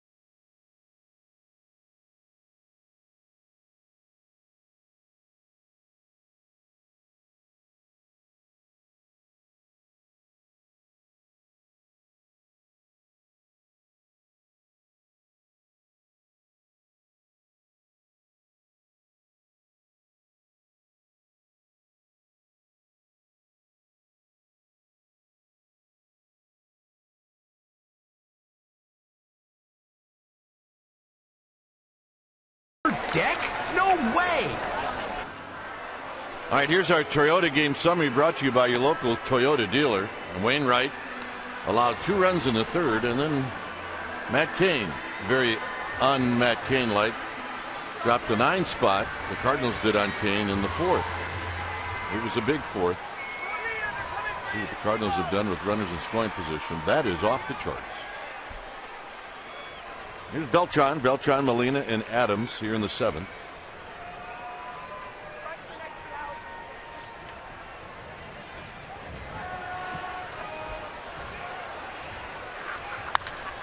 Beltran on the ground sharply to Scudero, and on 1 pitch, Beltran is retired. And here's Molina. You know, it's just a little simple technique, but kids, if you bobble a ball, the one thing you do is you separate your hands. Let the ball drop. You know what it's going to be. He bobbles it, he separates the hand. Now he goes down with a bare hand, and that's the technique. Worked perfectly. A lot of times you see young players, they try to pick the ball up after they drop it with a glove, and it's hard to do. Yeah, you can't panic. The other side of the diamond,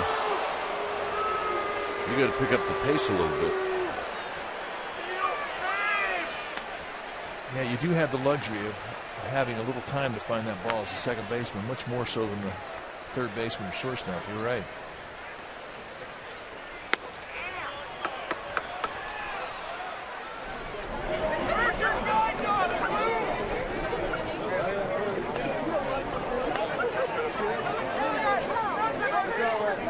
One and one to Molina. Hunter Pence moving back and over. 2 outs. Well, a reminder to stay up to date on everything Giants. Well, go to CSNBayArea.com's insider, Andrew Baggerly. You can follow Bags on Twitter at CSNBags, or log on to CSNBayArea.com all season long and read Andrew's news and notes on the Giants. They are fantastic. He is an insider that truly gets it. Plus, his future's so bright he has to wear shades.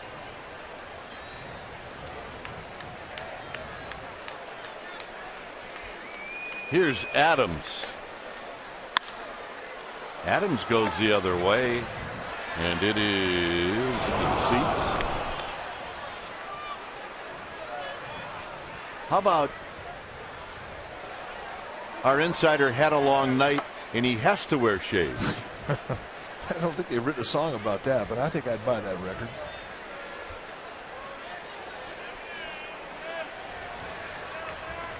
Adams has been impressive today. He's 2 for 3. Product out of Slippery Rock University, Pennsylvania. He's got great credentials. A lot of power out of the minor leagues at 318. Look at his numbers: 22 homers in 2010, 32 in 2011, 20 last year, combined minor league and at the big league level, and not a lot of strikeouts.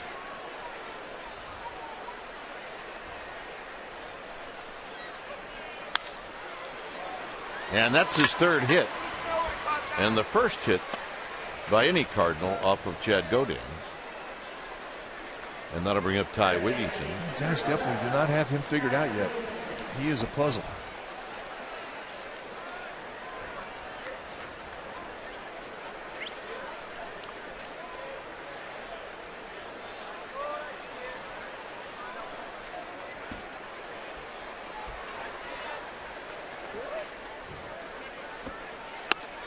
Wigginton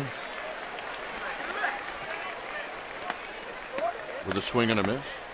When you look at numbers, guys coming out of the minor leagues, when you see their power numbers that are high, a lot of extra base hits, a lot of home runs, I tell you, most of the time you look at the strikeout totals and they're high.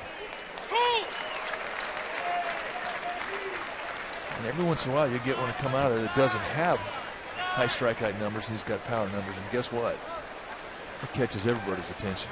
And that's the type of reputation that Adams came out of the minor leagues with. Yeah, you mentioned trying to figure out Adams as Wigginton strikes out. May 31st, Giants will be in St. Louis for a 3-game series.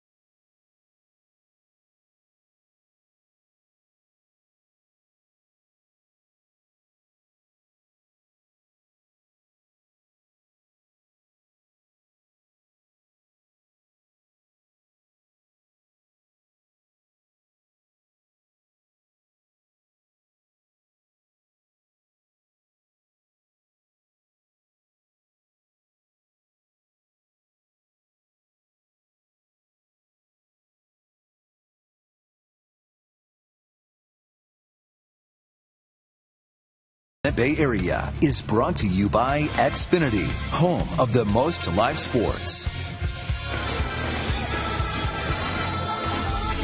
Welcome back. Cardinals lead 9-2 in the bottom of the 7th here at the Giants game. And we've got an Amy G's Giants exclusive up and ready for folks at csnberry.com. Today I caught up with former Giant Benji Molina, who's now an assistant hitting coach with the Cardinals. We talk about what it's like for him to be with his brother Yadier all year round. And guys, he shares what his favorite part about being a San Francisco Giant was. He was a good Giant. Benji Molina, csnberry.com. Dwayne? Yes, he was. And he talks about the relationship he had with the fans here. He says they showed me a lot of respect. I really felt like that I was a Giant because of the fans here. I mean, he's a very soulful guy, and family means the world to him. And the way that he was received here in San Francisco is something he'll never forget. The ovation he got on opening day was fantastic. Giants not only gave him a long one, there are a lot of people here that stood up. Mike Aldretti, a former Giant, was announced, got a nice applause. Mike Matheny, the skipper of the Cardinals, a former Giant, got a nice applause. And players notice that, folks. And it means something when you play here and you come back and they don't forget you.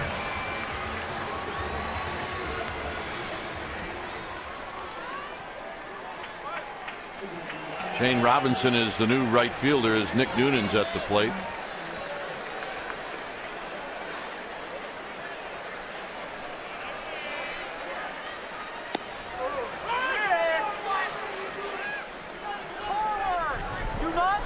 It's getting to the point where Amy G is so popular here she can hardly walk through the stands.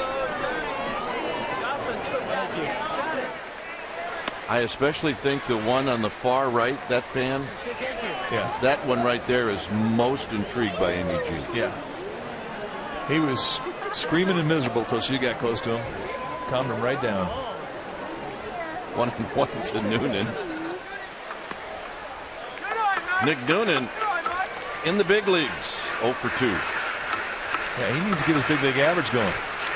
I mean, that'd be a nice bright spot today. Get Nick Noonan his first big league knock.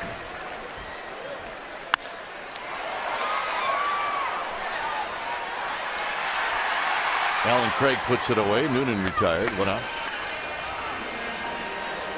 And here's Crawford.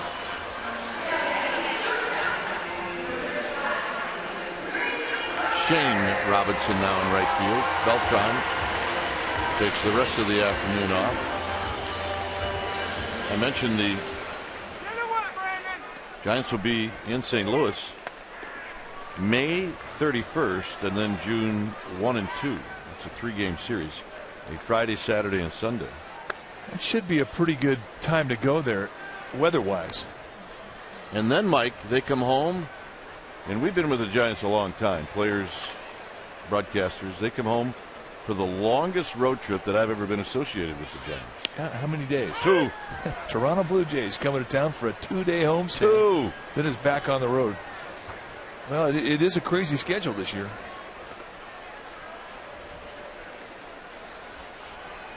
Crawford 1 for 2. It's this one towards the hole, and from the outfield grass, Carpenter will throw to Wainwright. 2 outs. How about the Giants in September this year go back east to New York, and they're there for a week. They play 3 against the Mets, 3 against the Yankees. Never seen that before. The Cardinals have their home opener tomorrow against, you can call them Joey Votto's Reds, Dusty Baker's Reds. You can call them whatever you want. In our mind, it's Marty Brennaman's Reds. That's true. That is a very good point. Marty Brennaman, the Hall of Fame broadcaster for the Reds, who's been there a long time. So that'll be tomorrow in St. Louis, an afternoon game. I want to talk about that road trip in September for the Giants because they start off with 4 in Los Angeles. Then they have an off day, and then they go to the Mets, and then they go to the Yankees. So 11 days on the road. The last 7 of them in the same hotel room in New York. And I've never seen that. where you stay all 7 days in one hotel during the season. I mean, that's something you do in spring training.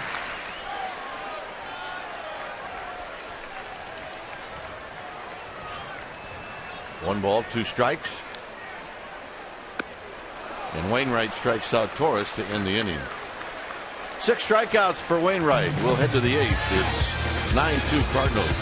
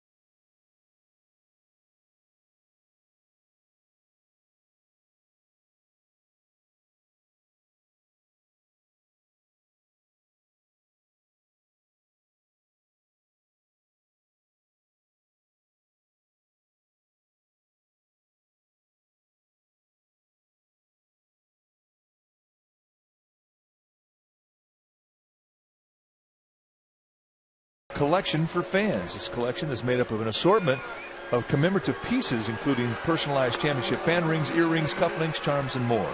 The collection is exclusively sold at all Bay Area Giants dugout stores and through sfgiants.com/fanring.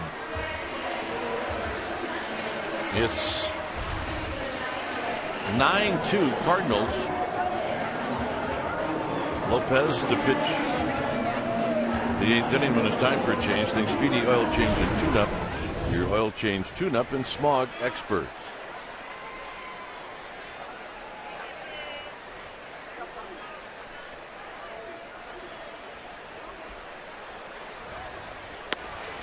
There's a call strike. Also, Mike, with the championship collection, they have paperweights, keychains. You see Hector Sanchez. Best thing to do is go to sfgiants.com/fanring. And you can get the whole menu. Noonan at short.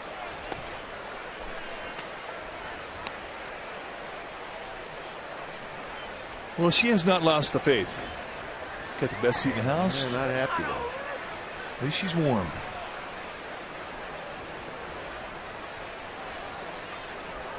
Giants led 2-0. This is hit foul. And then after the next half inning, they trailed 9-2. An unusual 9 spot, especially when you talk about a start that's taken by Matt Cain. He had retired the first 9 in a row. And everybody here was starting to look around going, he might do this again. He's done it another time where he allowed 9 runs in a start, and it was against the Cardinals. But they all didn't happen in one inning.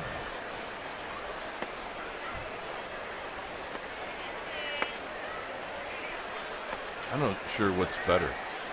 Spread it out or just give it all up in one inning. It's 9-run outing is not good.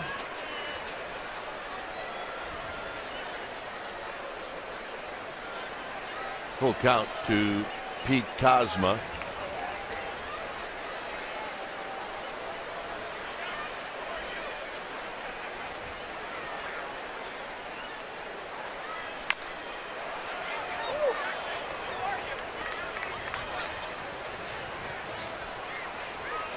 Judging by my scorecard, the Cardinals have had hits in the 4th, 5th, and 7th. That's it. But he had 8 hits in the 4th. Sandoval, a tricky hop. 1 out.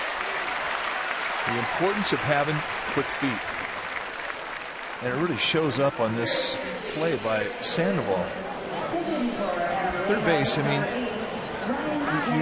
the ball gets on you so quick, you have to be able to react to it, and you have to be able to react to it with your feet. And watch how this thing comes up, and watch what he does with his legs. Just a little short crow hop with both feet, braces himself, regains his balance, and makes the plays. Here's Ryan Jackson, a pinch hitter. Jackson, an infielder. He's had 1 at bat this year, and he struck out.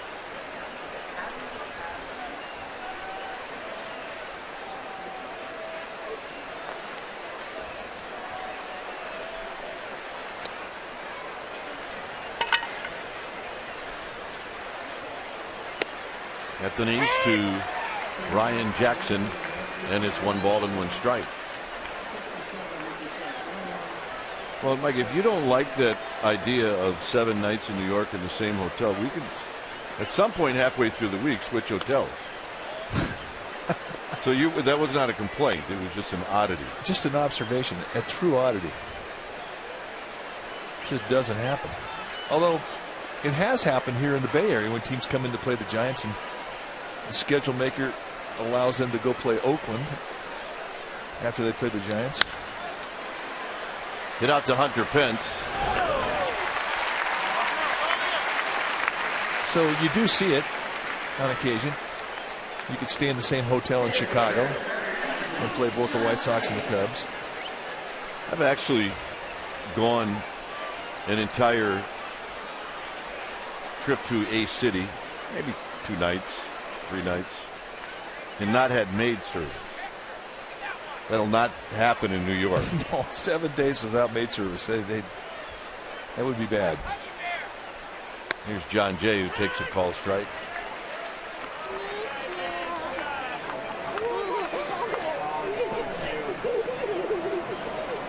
Oh yeah, she's got her special Giant shirt on. Pink one. She's got her ring day smile going. 42,202 watched that ring ceremony.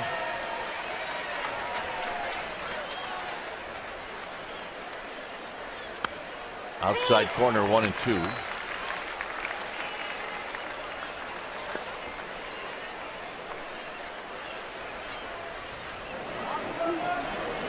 There's the ring that she got today. And that's just foul. Javier Lopez threw that one from down under, and John Jay hung in there pretty good. Played with Bobby Mercer in Chicago, and he used to say when he was going bad, he wanted to face some lefty that threw from the side like that because it made him lock that front shoulder in. And for Jay, who's been struggling, he had a pretty solid front side on that hack. He had to be, and he just missed an extra bagger by about a foot.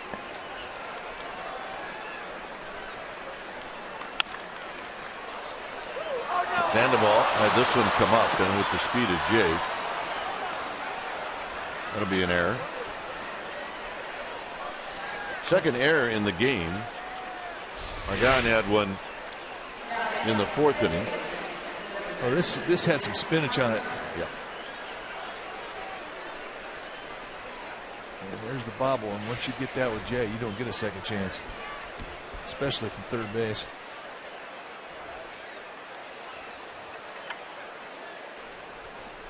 Here's Carpenter. Carpenter's had 2 hits, and then his other 2 at bats, he's had some issues with Doug Eddings. Well, I think her sister just won her lottery. Yeah, she didn't win the ring, but she got the ball. Amanda, nice play. I'm going to go to maybe Las Vegas with those 2. Well, not a bad call. Pagan now has to race in, and it's going to fall in front of him. And they're going to wave in Jay. And here's the throw home, and it's going to be late. So it'll be a double for Carpenter.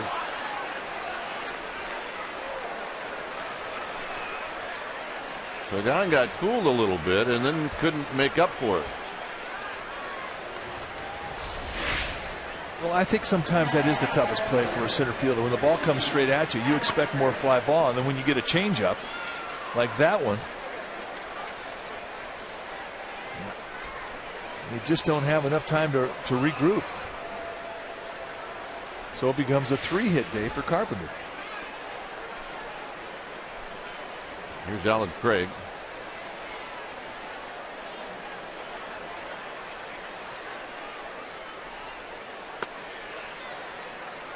So that'll be an unearned run charged to Javier Lopez.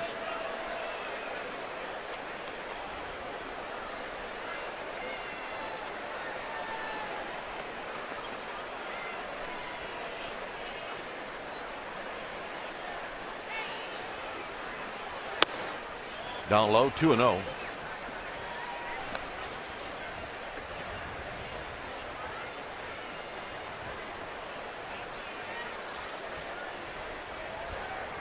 Robinson is on deck.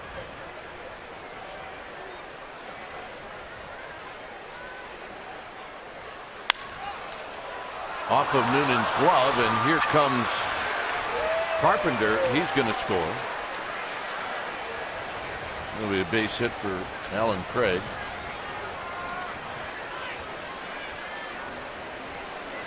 Stay tuned immediately after Giants baseball for Esurance Giants postgame live highlights, reaction, and analysis. It's all coming up right after the game.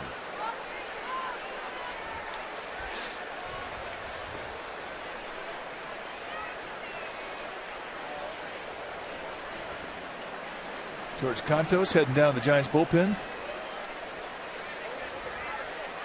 Here's Robinson.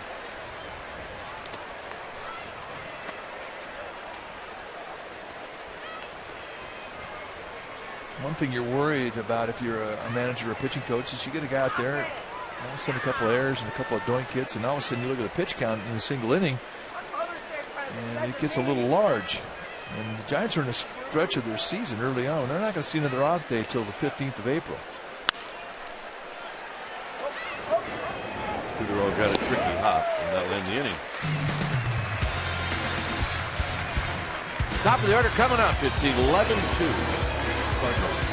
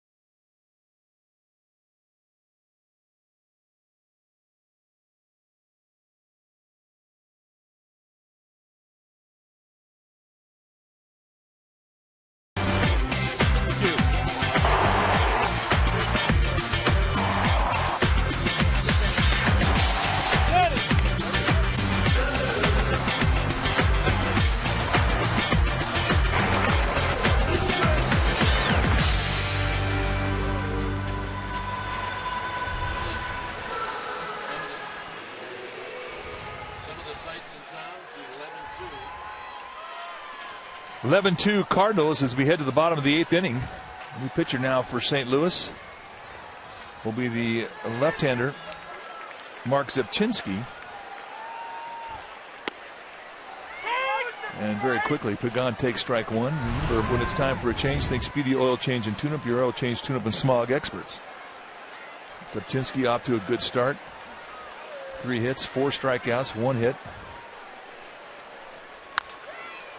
And a little two-hopper right to Jackson, who just checks in at second base on the double switch with Angel Pagan now being retired. So it's a 2-for-4 day for Pagan.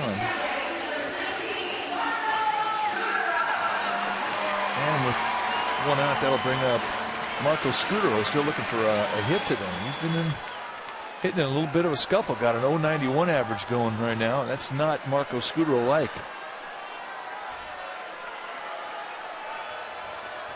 And Scudero right now taking at bats like it's spring training. Try to figure it out.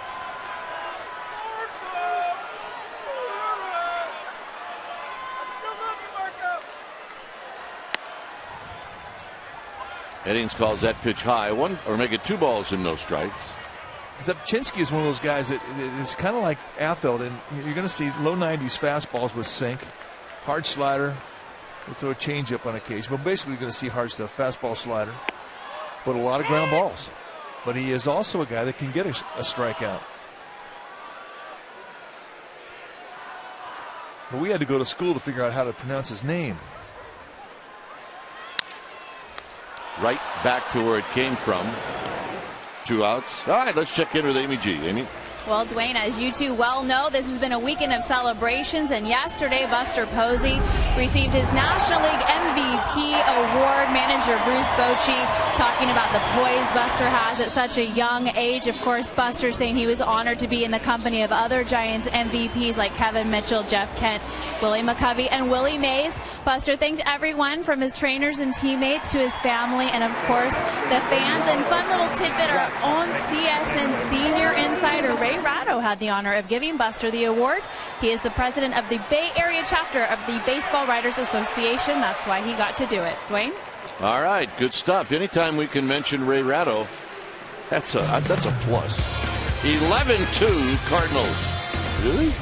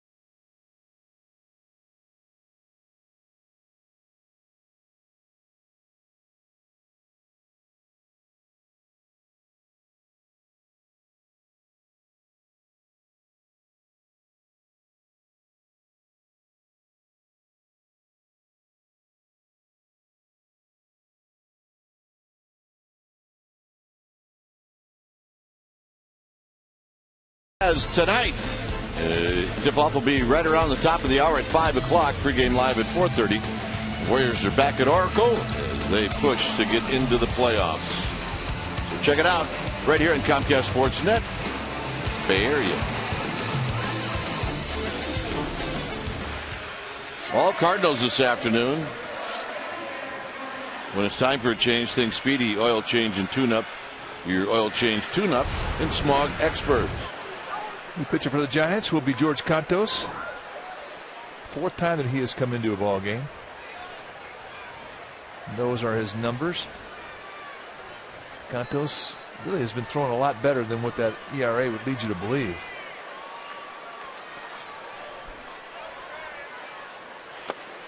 Here's Molina, who takes a pitch down low. Molina 1 for 4 this afternoon.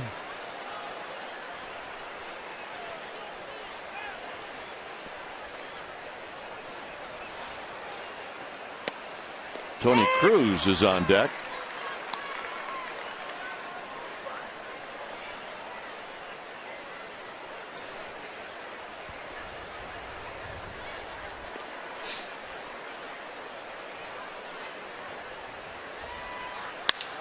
And Molina has got a leadoff single here in the 9th.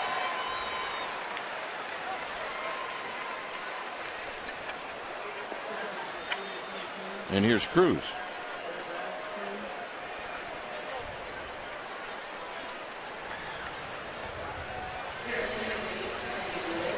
So Mike Matheny getting everybody off the Cardinal bench. I think that's important this time of year. It's important the whole year, but I think early in the year, some guys who are not getting a lot of playing time, they can get forgotten. At bats are hard to find. First at bat of the year for Cruz as he waves at Cantos's slider, and it's no balls and 1 strike. The only Giant who has not seen any action yet is Guillermo Quiroz. Giants are carrying 3 catchers.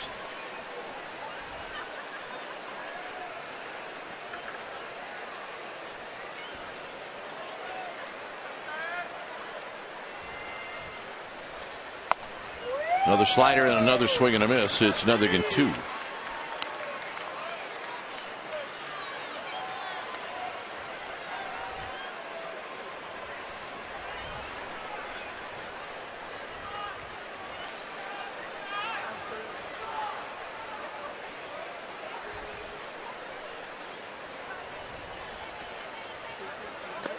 Down low. Tune in to Murph and Mac, the morning show on KNBR tomorrow morning. Mike will talk about the game with the fellas on KNBR 680, the sports leader. Should you check out Cruz's pants. Every once in a while you'll see a new wrinkle in how guys wear their uniforms. Now you pull the pant legs up, right? But you roll them up. That's a new look. The socks are not new. I mean, that has been part of the Cardinal uniform for ever. But you usually roll them up on the inside, right? I mean, that's what you do with kids.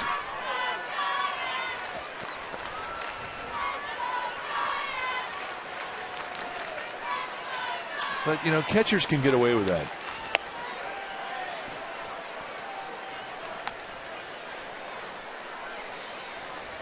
Two balls, 2 strikes. And the guy rolls him up.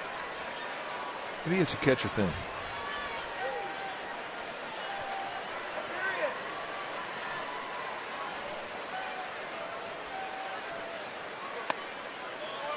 Three and 2. Nobody out here in the 9th.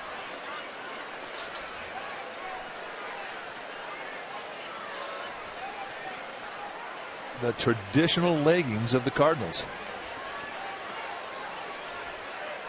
When I first came into organized baseball in 1973 with the Cubs, we played the Cardinals at every level. And back then, it was mandatory. You had to show the legs.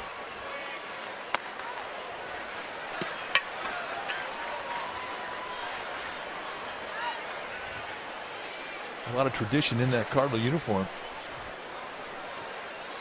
Cardinals across the chest. They haven't made many changes in their uniform over the years. It's really one of the classic unis. Joe Kelly, the right-hander, flamethrower, starting to get heated up. He will pitch the bottom of the 9th.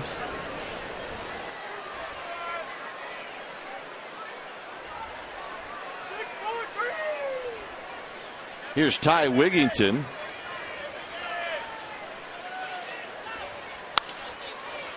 Wigington lifts one down the right field line.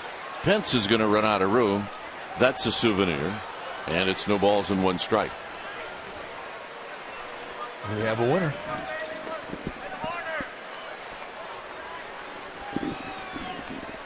It's great when balls go in the stands. It's usually old baseball players that catch them.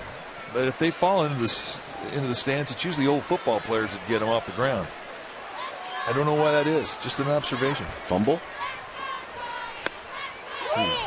Good pitch. Strike to Wigington.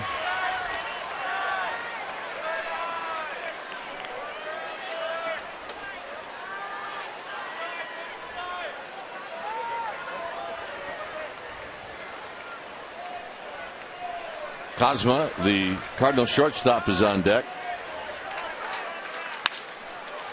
Over Noonan and into left field, a base hit. So that'll load the bases.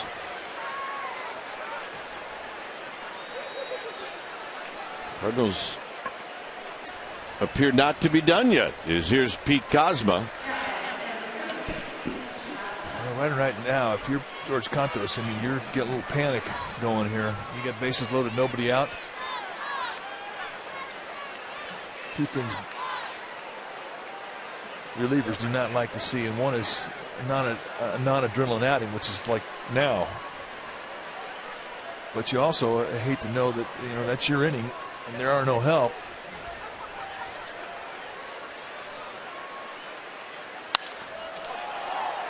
Hit out to Hunter Pence. Pence will put it away. And coming in to score is Molina. And that makes it 12-2.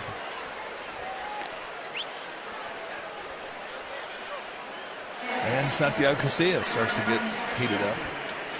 And you also know, as a reliever, the other thing they don't like is when you have an outing where you give up 5 or 6 runs. I mean, that's disaster for a reliever, because it takes you 2 months to work those numbers off your stats. It's a Brian Wilson fan. And then you're really not allowed to have another one like that. No. Here's Ryan Jackson, who takes a slider for a strike.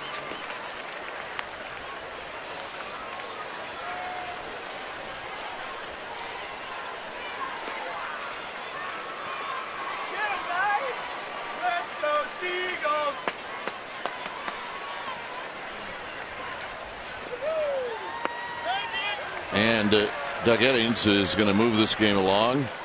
As he said, Jackson went around. It's 0-2. John Jay is on deck.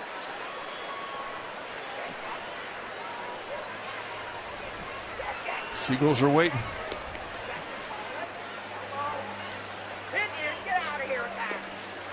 Been much written about the Seagull problem here. And Joe LaFay had an interesting take about the Seagulls. In one of the games against the A's in the Bay Bridge series, the last 3 games of spring training, the Seagulls came in about the 7th inning when the fans sort of filed out. And nice strikeout there from Contos. And Joe LaFay said, well, I think the Seagull problem is part our fault, because if we're not playing good ball, people are going to go home early. People go home early, these birds are going to get hungry and they're going to want to feed. We want to keep them out of the stands and out of the ballpark. We need to play good ball, keep people in their seats. And that's kind of how baseball players look at it. Here's John Jay.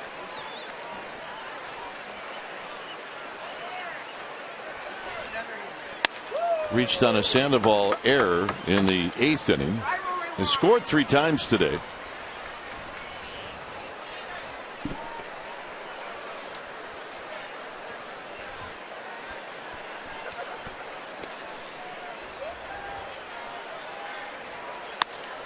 Santos high, 2 balls and no strikes.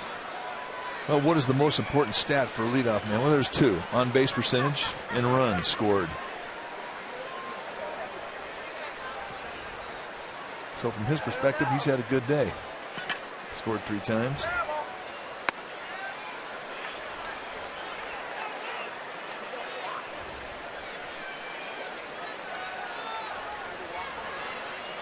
Zepchinski on deck. He's praying he gets to hit.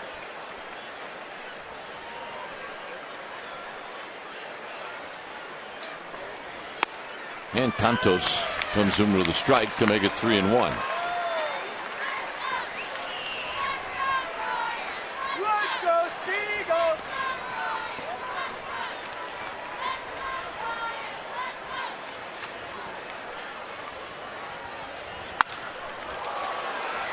And this is going to roll and roll and roll. 2 runs are going to score. Jay is going to have a triple.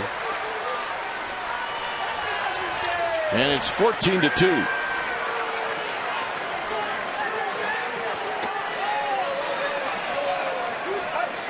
A 3-1 pitch right where Jay liked it. Well, out of the plate and up. Easiest place to defend. And that is right where he likes it. And for a guy who's been looking for a swing, that's the type of location that gets you well. And when it finds Triple's alley, good luck. So here's Zepchinski.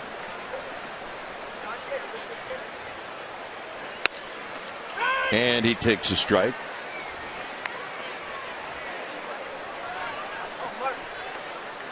You should look up and see what this guy has in the bat. Yeah.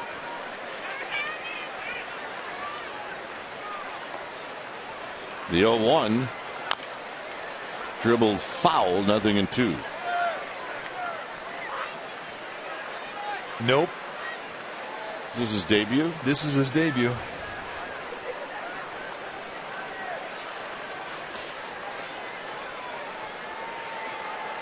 Covering up. Yeah, they are seagull smart. Almost to the backstop. It's 1-2.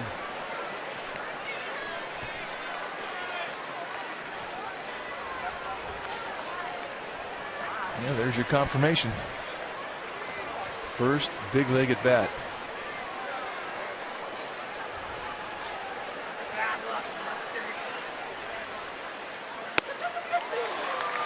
Side retired. 3 runs here in the 9th. It's 14-2 Cardinals.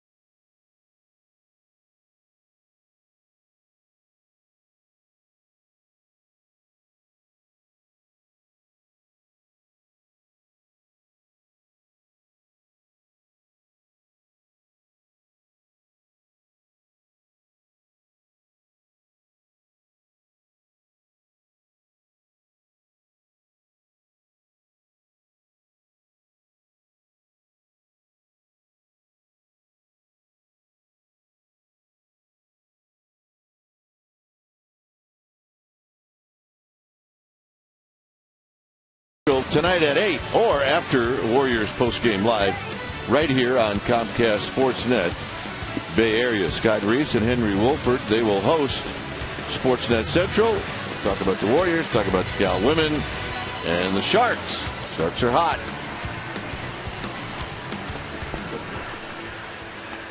14-2. When it's time for a change, think Speedy Oil Change and Tune-Up. Your oil change, tune-up, and smog experts. New pitcher for the Cardinals is Joe Kelly, who has been rocked a little bit early on in this 2013 season. But if you like fastballs, you have come to the right place, because Joe Kelly has got a big league fastball. It'll go mid to high 90s. And he's got rid of the 4 pitches that you would see from a starter, which is basically what he was in the minor leagues. Curveball, slider, changeup. I mean, he'll throw everything at you. Strike to Hector Sanchez, batting for the first time.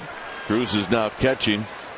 Molina moves from behind the dish to first base.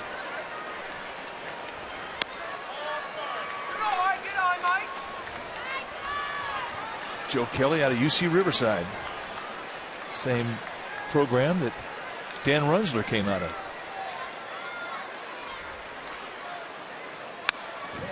Well, he's built like a shortstop, but he's got a great arm. When he was in college, he told everybody that he was a distant relative of Machine Gun Kelly.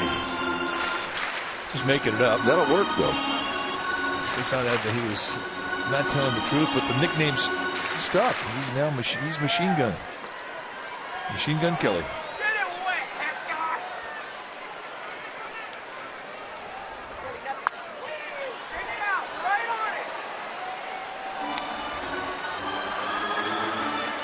Easy. Football players. Yeah, telling you. The baseball players catch them. The football players get them off the ground.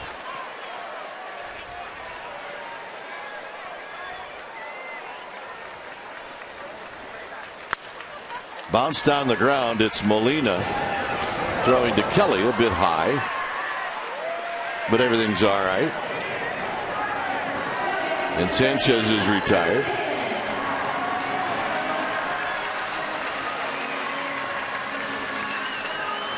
And here's Hunter Pence.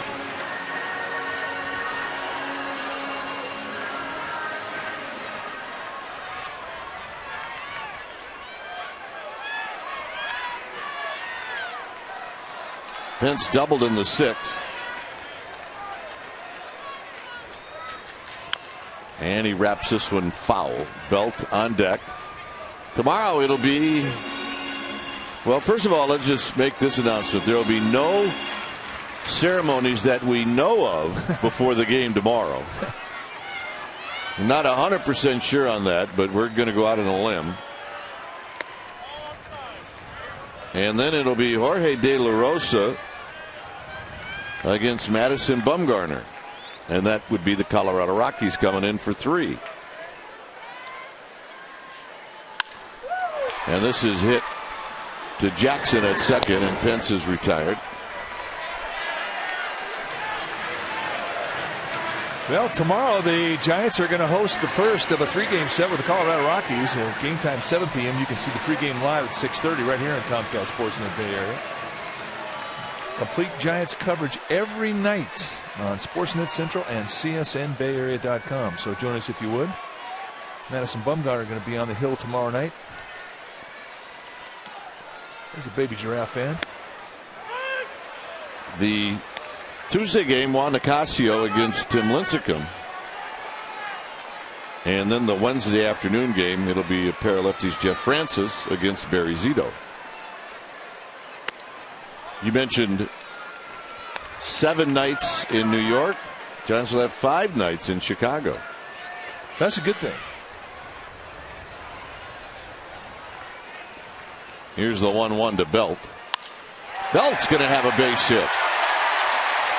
And Belt's got an average. Yeah, he's been waiting for a base hit. Get out of the 0-0-0 column. So with 1 swing of the bat, he's at 071. Still on the bingo card. The fans who love this kid, give him a cheer. That a bit. Let's take a look. How's he do it? Belt high location out over the plate. Does what you're supposed to do with that. Pin arm swing. Nice shot. So you got the first hit of the year for Belt, and maybe Noonan the first hit of his career. It's a good swing, and it's no balls and 1 strike.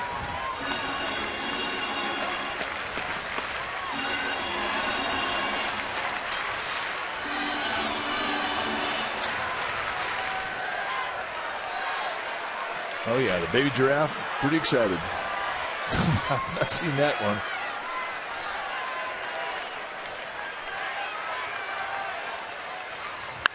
Noonan, base hit. And the first one in his career. Now, I'll tell you what, that swing of the bat right there will do a lot to uplift the spirits in the Giants clubhouse. There's a guy that 6 years in the minor leagues earned his way up to the big leagues the hard way. Did not miss a level or a step. 100% Giants product. And now he has got himself a big league base hit and a batting average. Nice going, Nick Noonan. And let's take a look at it. They sit up on the outside corner. And you go with the outside pitch the way you're taught. Head stays down through the swing. Good distribution of weight. Great balance. And there's your reward. Here's Guillermo Quiroz.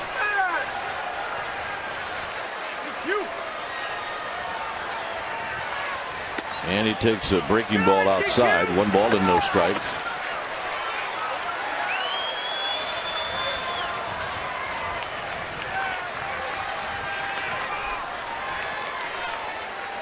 Now, Quiroz does have some time in the big leagues.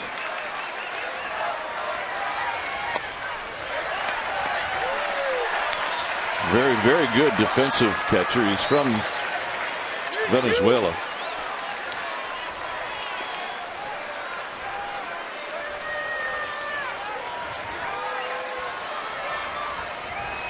Two outs, 2 on.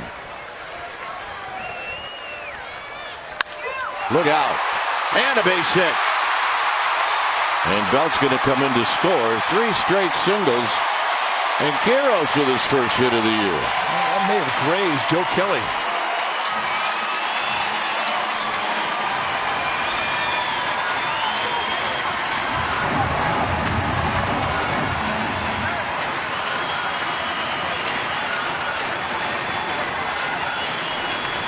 Oh, yeah. Angel fans are digging it. Let's take a look at this one. Does it hit Kelly? Yeah, I think it came off the bare hand. It got off his throwing hand.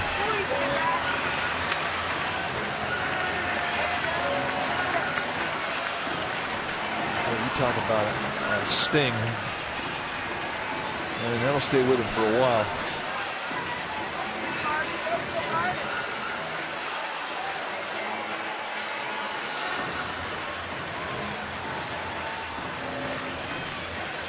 A lot of times when you get hit in the hand, you lose feeling on the fingertips.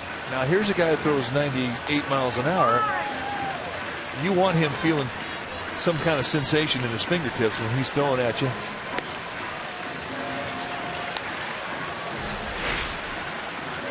See how fast he gets back on him. Right on the right hand. So he says he's okay. Hey, after Doug Fister, I'm a believer that you could take just about anything and stay in there. We got hit. Remember, I think it was Gregor Blanco in Game 2 of the World Series. Yeah.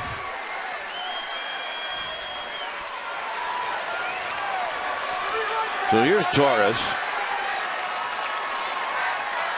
Torres is 1 for 2. First pitch changeup.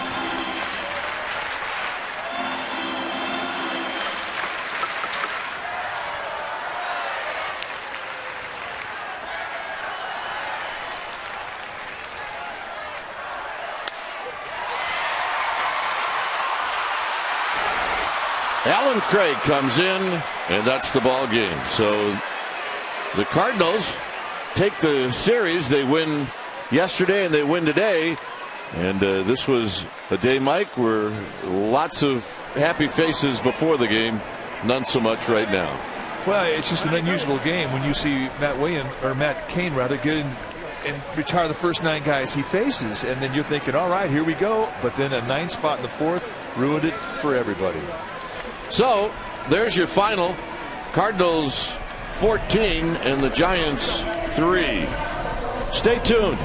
Esurance Giants postgame live with interviews and the wrap, and that's going to start right now.